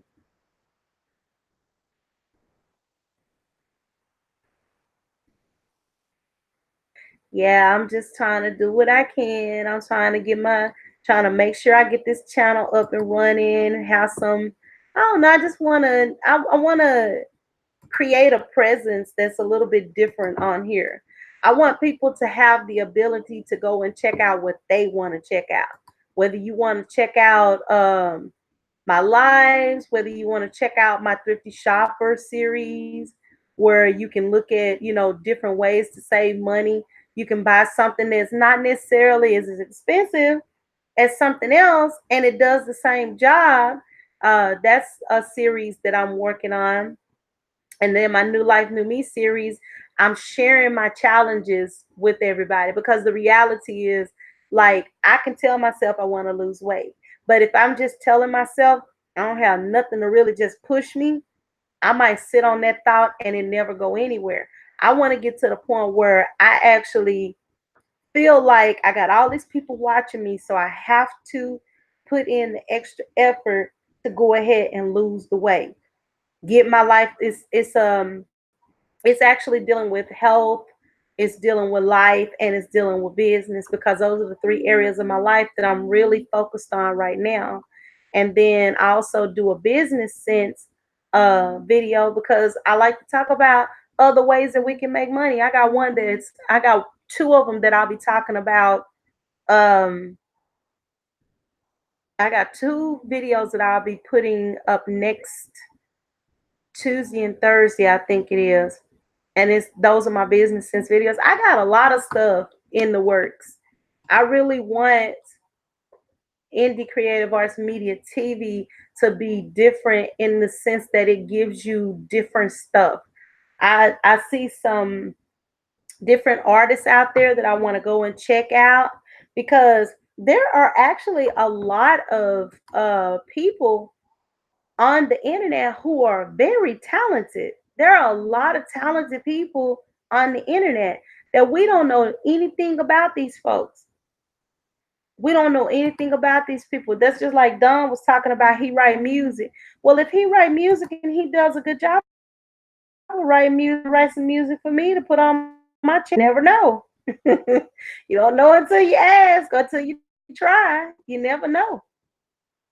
I look at it like this. I wanna try to link up with people that can help me with their skills and I can help them with their skills and we can trade up in this mug. Let's all get that money. Let's all get that good old dineros. That good old dinero. So, because even if, I mean, people don't realize you're not going to make a lot of money on YouTube, but every little bit helps. It doesn't matter how much you make, because really and truly, if you're making a little bit of money, that's a little bit of money you didn't have. Shoot, I got to get mine. I don't care. I got to get mine. I got to try to do what I can to make some things happen. Yes, indeed. Yes, indeed. Okay, now I know who he is. He play a guitar. Okay. See,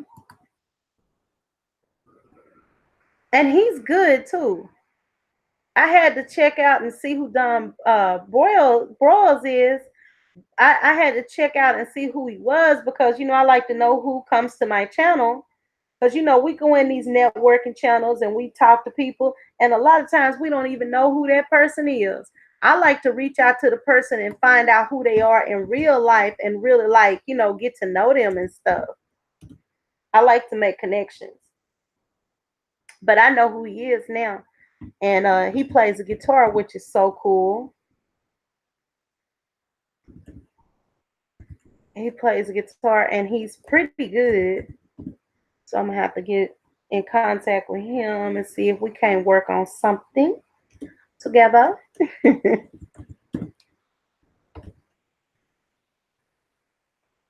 See, I'm not on YouTube just on here. I'm actually on YouTube trying to build something. Now I love what I do.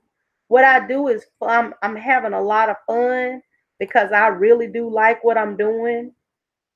But um I definitely want to I want to do like more on my channel and I want to build it up so it can be an extra income stream, but also so that it can help me showcase my talent and the stuff that I'm good at. That's what I'm trying to do because I'm a mess. I know I'm a mess. I come on here talking stuff and I try not to cuss because y'all, let me tell you now, on YouTube, if you're trying to get if you're trying to get monetized and stuff, you will not be able to have all types of ads on your videos if you do a lot of cussing. So it's really good to not cuss so much. Try not to like, you don't want to constantly be cussing and showing out and stuff like that. I mean, you can sit there and laugh and say a few little old, like a little few little old words, little old cuss words. You could do that.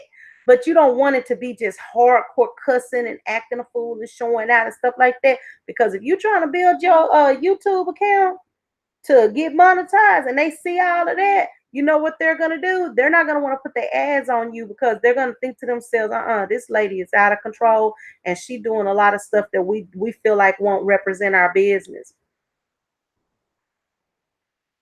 That's the reason why when I first started, I was my channel was called Black Conspiracy TV, BADTV. And I made an executive decision to change my name because I felt like if I was a company and I wanted to market my or I wanted to do like a sponsorship or product reviews with a certain company, what is the audience? Who is that person's audience? And if I feel like their audience might be controversial in any way, I may not want to put my products on there.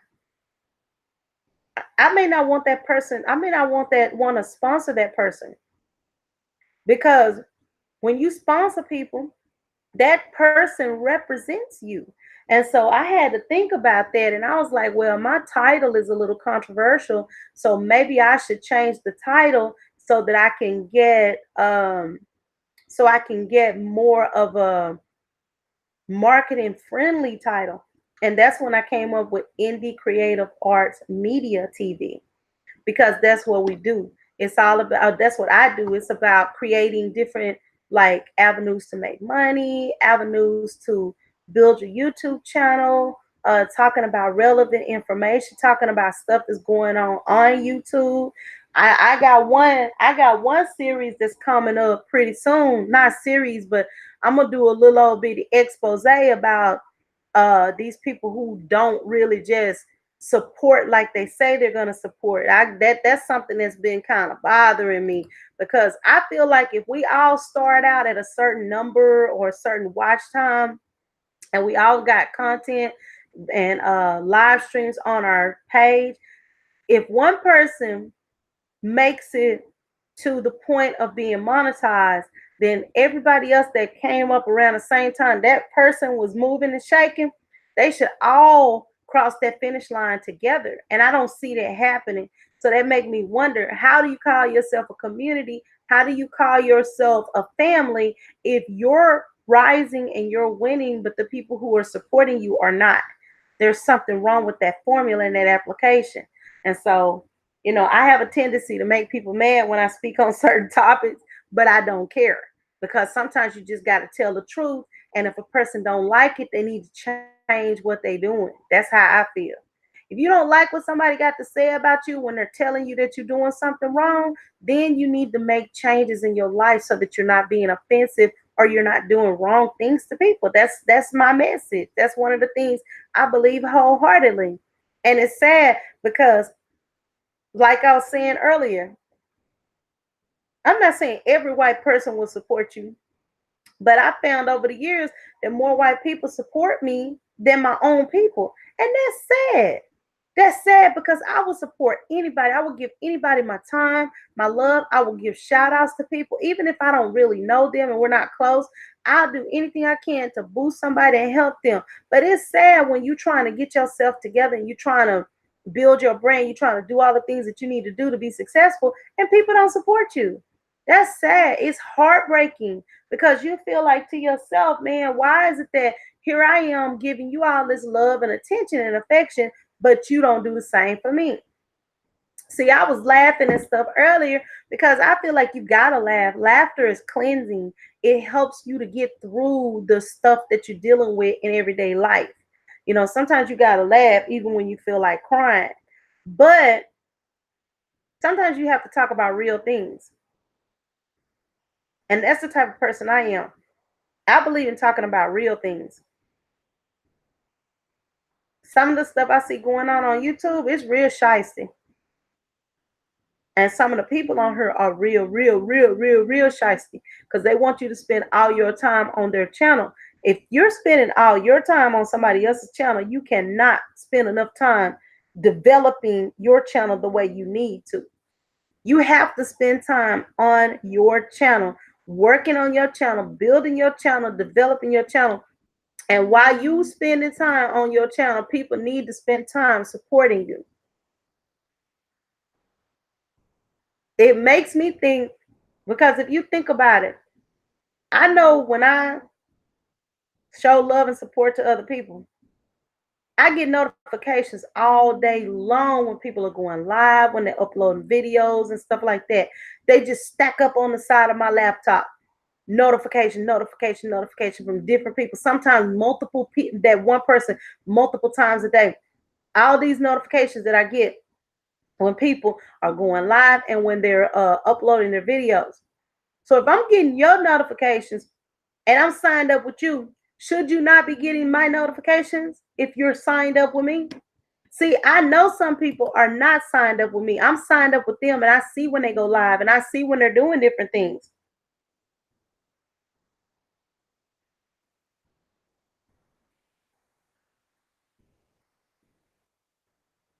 Right. You said what's his name? Let me see. Because see, that's the thing. I always go and support other people. I mean, always, not sometimes. I always, sometimes I go to people and I just sit in their live just to be sitting there.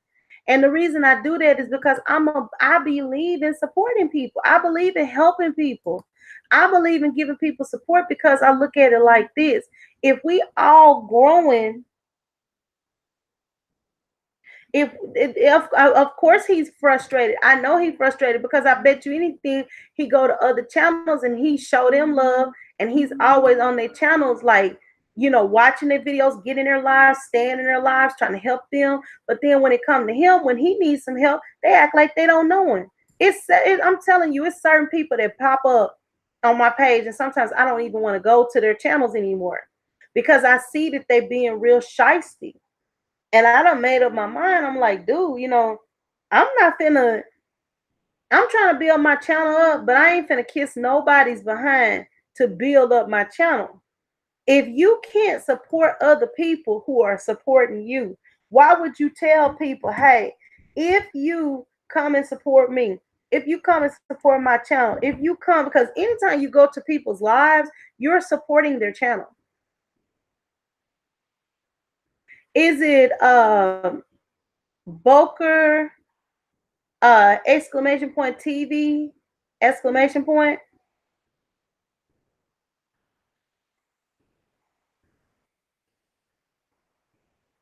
Because I see Boker and Chica, and I see Boker exclamation point, and he's got like 500 videos.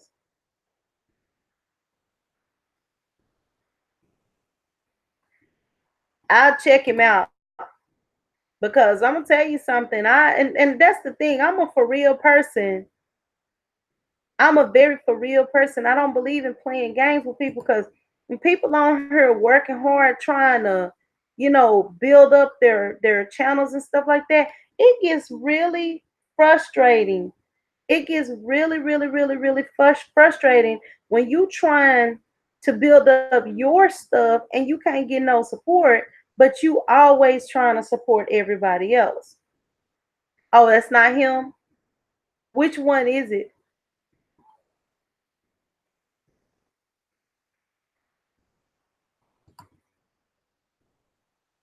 Cause I always try to go and like I always try to go and like support people. I like to support people. I think that's the biggest and best thing that you could do up here on YouTube is try to support as many people as you can. Okay. All right, Elaine, I'll be here. I believe in, man, what's the sense in being on YouTube if you're not gonna, get out here, work with other people and try to build some stuff together? That's the whole purpose of being on YouTube. We're trying to build ourselves up, but the way you build yourself up is when you support other people and they come and support you too.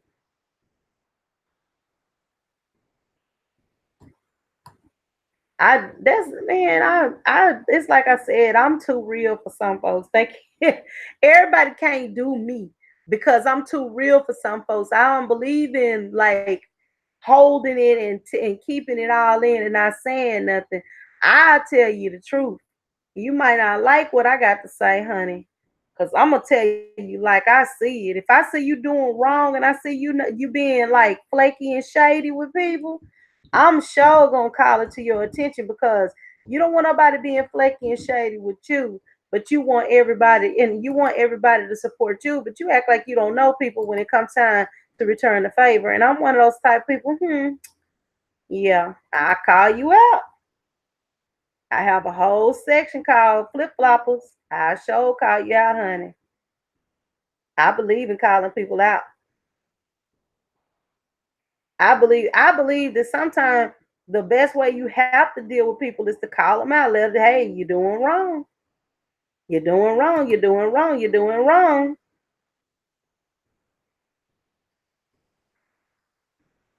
Yep, you're doing wrong. You're not being that honest and sincere person you said you were. And when I see people not being honest and sincere, I go on and call them out because ain't no sense in me sitting here playing games with you and act like everything is cool when it ain't. I can't do it. I cannot do it. But that's kind of like what I said, and I've been saying that for a long time, and I'm gonna keep saying it because I believe in telling the truth, whether anybody want to hear the truth or not. We don't always do what we're supposed to do in the black community as far as supporting each other.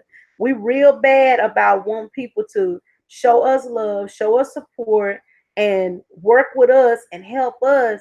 But when it comes to returning the favor, we act like we forget people. You know what I'm saying? We act like we don't know folks and we act like we can't help them.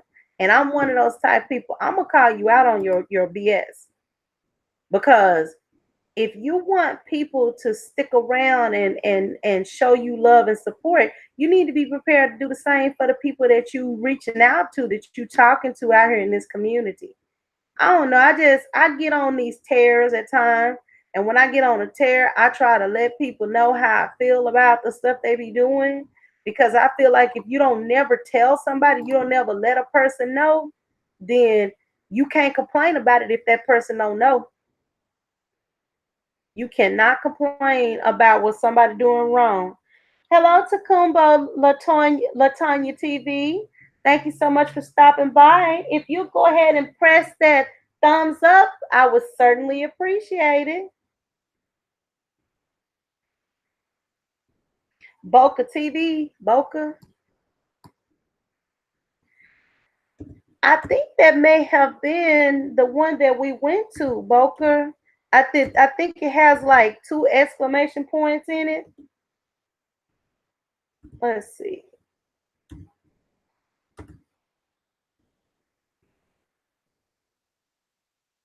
Oh, okay, I think I see another one. Let's see. No, that's the same one. Yeah, I think that's the same person because when I put in Boca TV, it came up with it looked like a Hispanic lady and a black man. Oh, okay, he's Jamaican. Okay. I check him out and run his playlist. I do it just to be, that person that do it. Because I don't mind running people's playlists. I can be doing other things and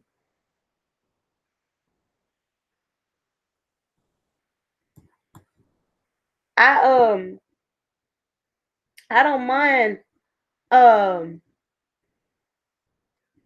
I have no problem whatsoever, like going through and showing people love and support and just running their playlists. I ain't got no problem doing that at all.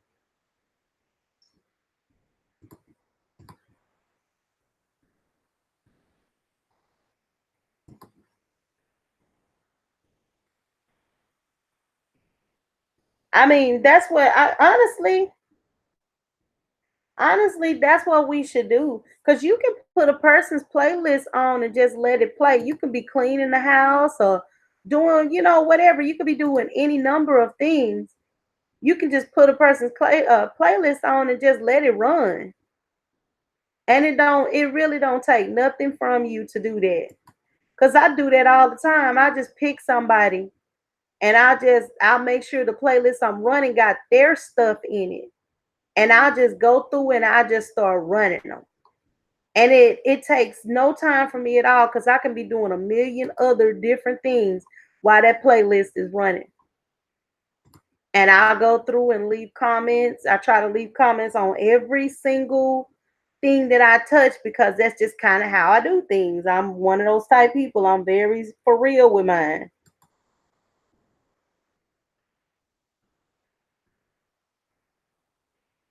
I mean, but it's a lot of people out here who say they will support you, they will support people in the community and stuff like that, and they don't be doing that. They full of it. But one thing I come to realize is the same thing that's been going on since the beginning of time with us as a people, as black people, is the same thing that'll keep going on from now until the end of time. We will always have people who will have predatory natures. And a predatory nature is someone who will lie to you and tell you that they got your back and they'll support you and they won't do what they say they're going to do.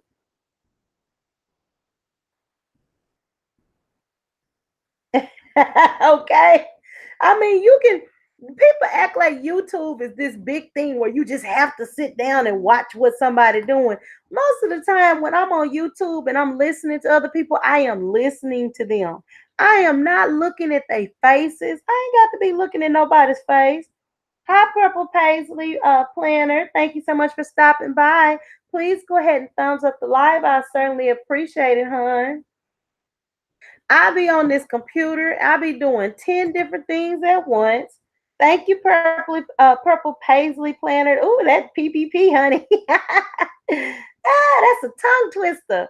But yeah, I get on this computer and I have 10 tabs up. I'm on live. I'm looking at other people's stuff. I'm watching this. I'm doing that. Because the reality is this: you don't have to be tied down when you're on the internet. You can even on your phone. Thank you, Elaine. I sure do appreciate that. That's right, Miss Purple. I multitask. I'm always multitasking. Don't you know if the best thing that you can do for somebody if you're trying to support them and say you want to run their playlist, you can get up, you can put that playlist. All you have to do is go to playlist, click on the playlist you want to watch, click play and get up and walk around and do whatever you're doing. It don't take nothing to run a person's playlist. You are not tied to the playlist. I mean, it would be nice if you go in there and leave some comments, even if you just go into a few of them and say, nice video. I came in here to give you some love, came in here to support your work. I'm thankful for your content. You can leave some genuine comments in there. I just started your playlist. I'm glad I got a chance to look at what you've been working on. You can say anything, leave a comment, let that person know that you just started their playlist.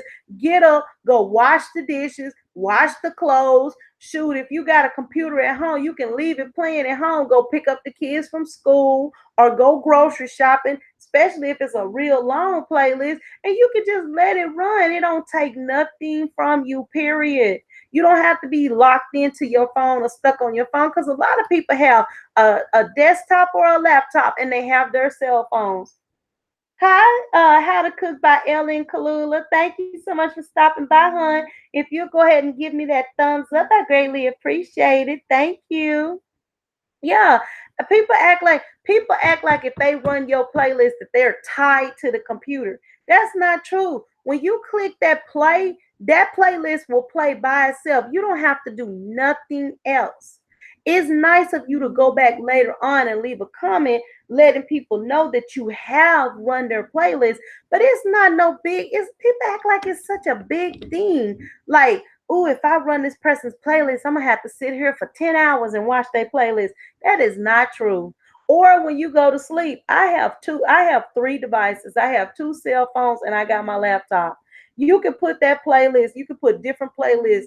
One playlist on this device, one playlist on that device, and one playlist on another device. While you sleeping, those playlists can be running. It's not interfering with your sleep because you can turn the volume down and you can just let it play, play, play, play, play. People act like this is the hardest thing in the world to do when it really isn't. If a person wants to help you, they will help you. They're going to make a conscious decision. I want to help my brother or my sister accomplish their goals. And they're just going to go in and they're going to do what they got to do. One of the best things that you can do for somebody is to return to their channel and play the same thing that you played before. You don't have to do it like within that week, but say the next week you decide, you know what, I'm gonna go back over here and I'm gonna show this person some more love. I'm gonna run their playlist again. YouTube is not gonna count that against the person if you run their playlist again. If you return to videos, watch videos again and again and again and again, that actually makes YouTube think that you have an interesting video and they will recommend that person's video because people are coming in and they're watching that person's videos. Once you run their playlist, you can click on individual videos and watch them. Then if you see that there's uh um in like on the end where you can see different videos that that person have, you can possibly click on them. If you click on those videos and go to another video of that person's, that lets YouTube know that this person has an interesting channel, because not only are the people playing, yeah, especially when you cooking, cleaning, if you taking a shower, whatever you're doing, you could be sitting there watching TV and that person's playlist can be playing. You can be up doing a million different things and a person's playlist is playing and that playlist is not affecting your life at all. But when you go back into somebody's channel and you click on, say for instance, on Ellen on How to Cook with Ellen Kalula, she has one recipe for bread pudding that I thought was really interesting, because when I was a little girl, I used to watch my grandmother make bread pudding from scratch, and she would use biscuits. She didn't use bread. But the way Ellen Kalula makes her the way she makes her bread pudding, not only does it look interesting, it also looks really, really good. Okay, so if I go back into her playlist and I play that bread pudding, and then when she has other videos that pop up at the end of that particular video that I'm watching, and I click on one of those videos, that's telling YouTube that she has a good channel. She's got some interesting content, and YouTube is going to recommend her work to a larger audience of people. They're not just going to recommend her work to the people who are already subscribed to her. They're going to recommend her work to people who otherwise wouldn't even know her channel exists. That's how we help each other. But you don't have people doing that. You don't have people doing that. People will not come to your channel, show you the same love that you show them. And I'm not talking about Ellen Kalula, because I know she's been to my channel and I know she's run my playlist and I've run her playlist.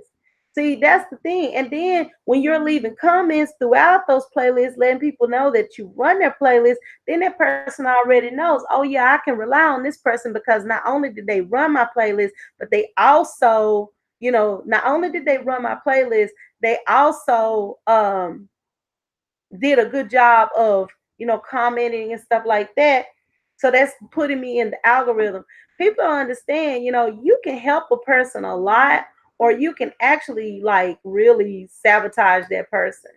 And it's kind of messed up, because people act like they're for you, but they're not, because you can tell they're not, because they're not doing whatever it takes to help support you and help boost you up to whatever level you need to go. It's like right now, I cannot even subscribe to any more people, because it says that my number of people that I'm subscribed to is more than the number of people subscribed to me. So that means that I'm subscribed to more than almost 1,200 people. I'm subscribed to more than 1,200 people, but 1,200 more than 1,200 people are not subscribed to me. So that lets me know that some people are not really sticking around like they say they would, or YouTube wouldn't give me that notification. It's messed up. People don't understand. YouTube is not dumb. This system is not dumb. It's actually quite smart, and it knows who's doing what. Basically, it's telling me I'm gonna have to start purging some of my folks in order for me to subscribe to more people, which is crazy.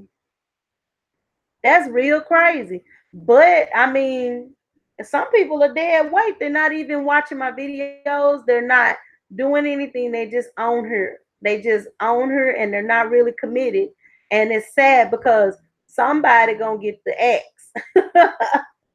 Somebody go get the X, especially if I don't see that they are really just like, you know, they're not really just, putting any effort into what I got going on.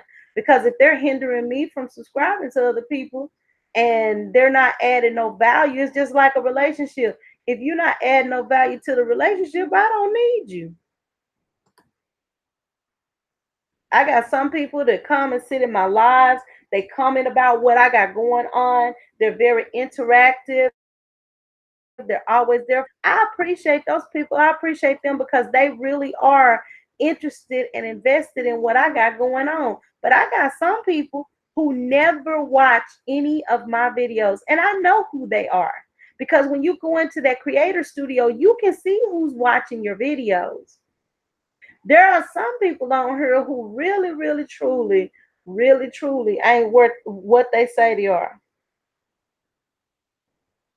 Exactly. That's exactly, Elaine. I'm gonna have to go through and look at all these people and see who really is like interacting with me and doing what they're supposed to do. Because if they're not interacting and doing what they're supposed to do, I'm gonna have to get them right on up off my platform because you holding up progress. You basically just taking up space. And if you just subscribing just to be subscribing and you're not really coming on here like helping me out and doing what you're supposed to be doing, I'm gonna have to let you go, honey. I'm gonna have to go on and let you go because no sense for me to have it's I noticed there's one lady that comes periodically. She's from India, I think. She come pretty periodically and sit in my lives or comment on my videos and stuff like that. And see, she's somebody that I definitely keep, even though English may not be her first language. And when she leave comments, the comments are not like, you can tell that she speaks a second language. But I will always keep her because she shows love and support, and I try to go show love and support to her too. I don't understand what she's saying when she cooking, but I know that food look good. I like Indian food, so honey, when I see them cooking that Indian food, baby, I remember when I lived in the city, me and my kids would they don't eat just anything, but they really will eat anything because I brought them up and I exposed them to other people's cooking. Like we went to Indian restaurants, we went to Mediterranean restaurants, we went to Ethiopian restaurants, Nigerian food. We love Nigerian food. I actually went to Nigeria in 2012, and we just we show. I try to make sure that my kids were exposed to a little bit of everything so that they can live in this world and figure out for themselves what do they like. What do you like? What do you like to do? Who do you enjoy? I try to expose my kids to a lot of different things because this world is so big and there is so much to do and so many people to come in contact with and get to know. And really and truthfully, it doesn't make any sense to keep yourself, locked up in a bubble and act like you're the only person in the world when you're not, because there are a lot of people out there who are some really cool and interesting people. And I try to connect with as many different people as I can, honey, because you don't know how that person might, how they might um how they may affect your life especially your business life. You don't know how that person might affect your life as you grow on YouTube or as you build your businesses and you decide that you're going to do different things. I mean, you just don't know. There's no way of knowing.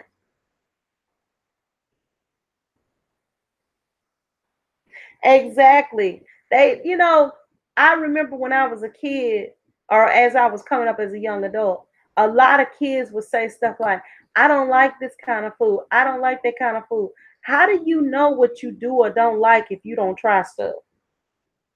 How do you know if you like something if you never even give it a try? You have to give stuff a try and see if you actually like it. You know, hello, how to cook by Ellen Kalula. I don't how you doing today, hun? I ain't seen you in a while. I've been seeing you going online. Um uh how to cook. I've been seeing you go online, but I've been busy writing, so I haven't really just been able to watch different stuff like I want to. Sometimes I get busy writing, but I still see the notifications.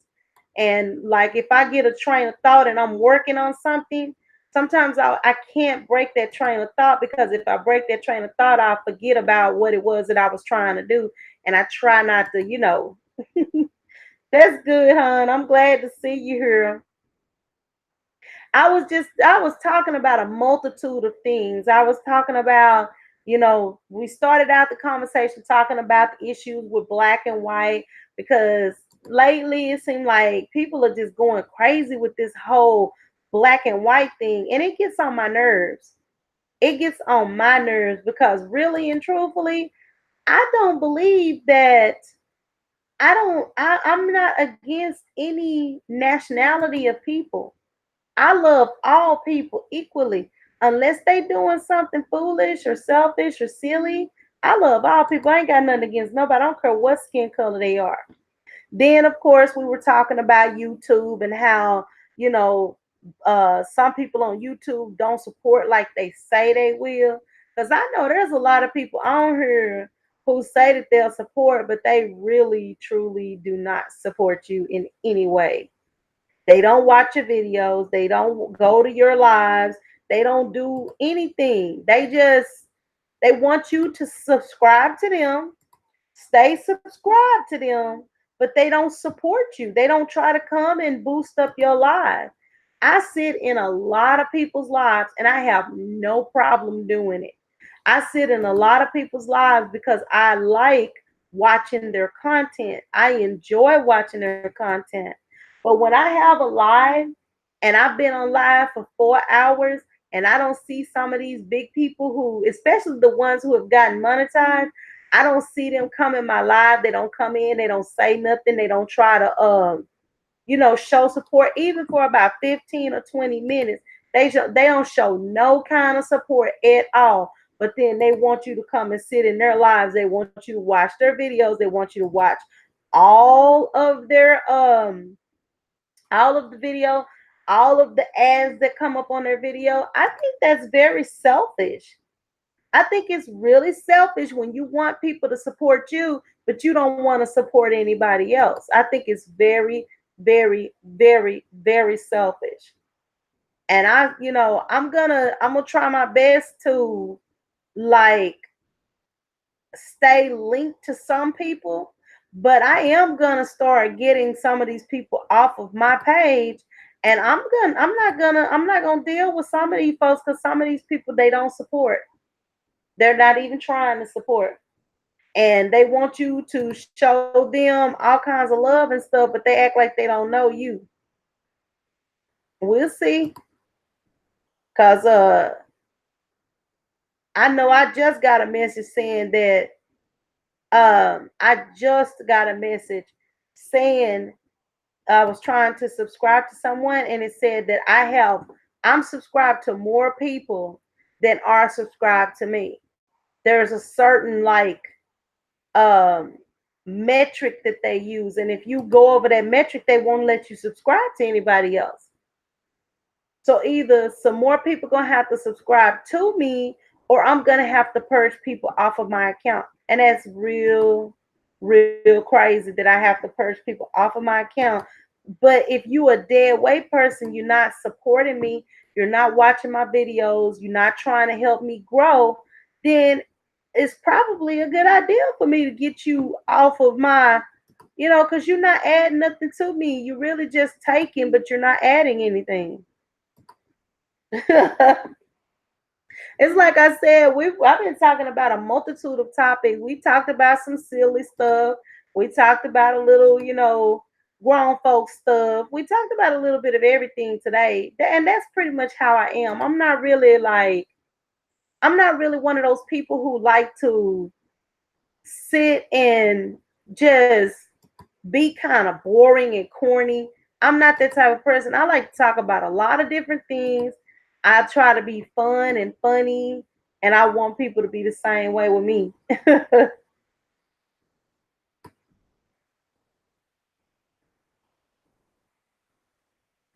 Yeah, I'm going through her now. I'm fixing to, I might have to send out a message and let people know, hey, I'm not the system is saying that I'm subscribed to too many people and the same number of people are not subscribed to me. So if you're not supporting my channel, I may have to just, see you on the flip side when maybe I catch you when I do another round of uh subscribers because it don't make no sense for me to be, if you're not my subscriber, if you're not already subscribed to me and we're already linked up, then I might just have to let some folks go because it don't make no sense.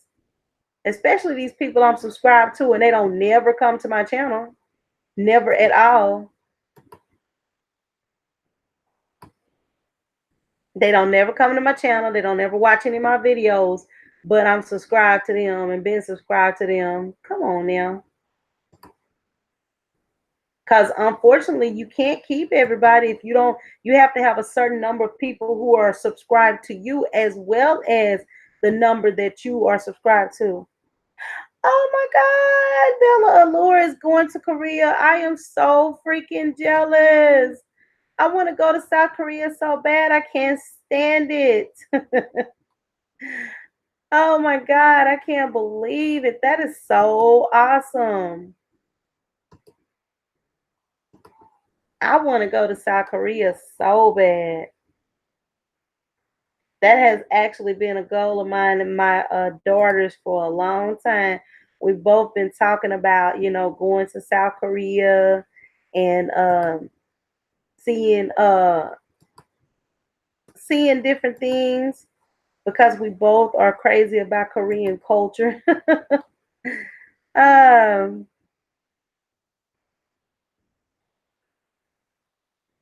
yeah, I told her as soon as the next trip that I take overseas, I'm definitely gonna probably take her with me. And when I go overseas, my goal is to go to the Philippines, to go to Malaysia, and um, uh, also go to South Korea, go to China, and I want to go to Japan. I want to go. I want to just take like a tour and see all of these different places.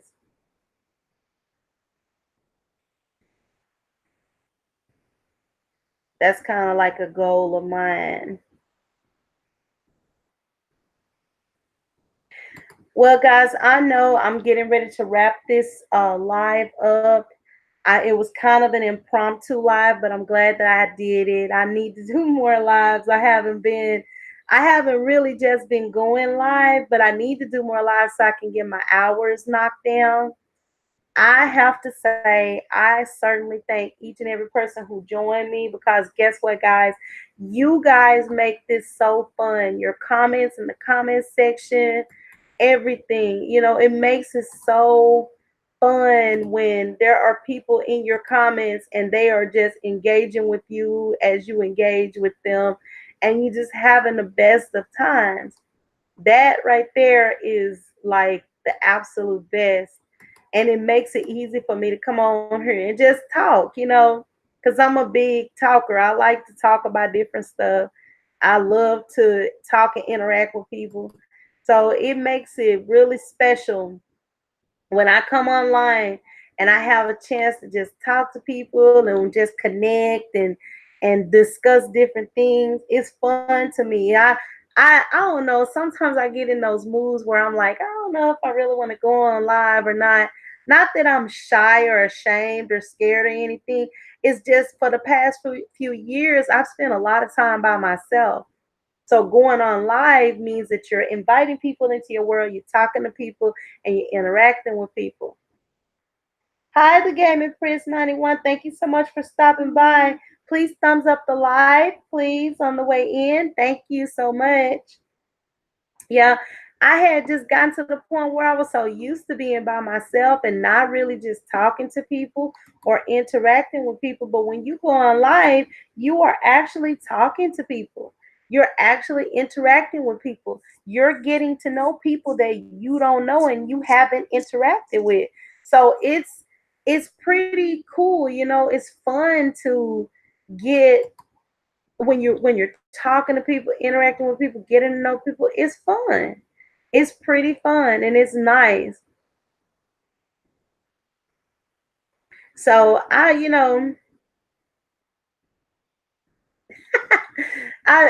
know. It's like I said, I'm a very talkative person, so I don't ever meet a stranger. I guess my daughter and I, we got that honest. It's like well, actually, my daughters, my kids, we are the same. We do not meet strangers. Everybody we meet, we talk to them, we interact with them, we treat them all the same. Nobody is treated different in my camp. I love everybody just the same. Oh boy. All right, guys, I'm gonna go ahead and wrap this live up. I thank you so much for watching. You guys are super duper awesome to me. um, please don't miss out on my videos that I upload. I have several series that I do on my channel, and believe me, if there is something that you would like to see, if there's something that you would like to know, all you have to do is leave me a comment in the comment section, and if I can do it, I promise you I will, because I enjoy like looking up different information, and I enjoy sharing information with the people who visit and spend their time with me. I have a thrifty shoppers review series, episode that I upload. My GCA, which is growth, change, and appreciation, that's my lives. I pretty much do everything live under GCA. And then my New Life, New Me uh, episodes, those are dealing with some of the changes that I'm going through. I'm getting ready to move. I'm getting ready to work on my health, my business, and my life. So I want to share that with you. Also, how to grow your YouTube channel is just rules and different information of showing you how to access all of the everything that has to do with your channel, all of your tabs, live streaming community channel, analytics, and stuff like that. That's what I discuss under the how to grow your YouTube channel. Also, I have a business sense episode that talks about other ways that you can make money on YouTube. And then, of course, last but not least, I do my RAH book readings, which is Reading After Dark. These are book readings that are centered around, right now, the books that I have written, but soon I'll also add other books from other creators as I get to that point. And also, I will do book reviews. I've already done a book review on Tracy Wilson, but I have a couple of other books that I'm going to review in the future. And that's pretty much what I do. I also occasionally will do a video showcasing a content creator on YouTube who is doing an awesome job and just needs our love and support. So please, I thank you for stopping by, visiting with me with my lives. I encourage you to go on and look at the channel, see if there's anything that interests you. I have a plethora of different videos and different topics that I discuss. And I just want to see you guys come on and join me, and let's have a little bit of fun at India, at Indie, I said India, at Indie Creative Arts Media TV, also known as ICAM TV. Thank you guys so much for stopping by. You are so wonderful. I certainly appreciate you. And guys, have a blessed week. Remember to keep your eyes open and your ears sharp. You never know what you might find out on these YouTube channels. Thank you guys. See you later. Bye. If I'll get off of other websites and stuff, other people's channels, while I'm looking at you guys. All right, guys. See you later. Bye. Thank you.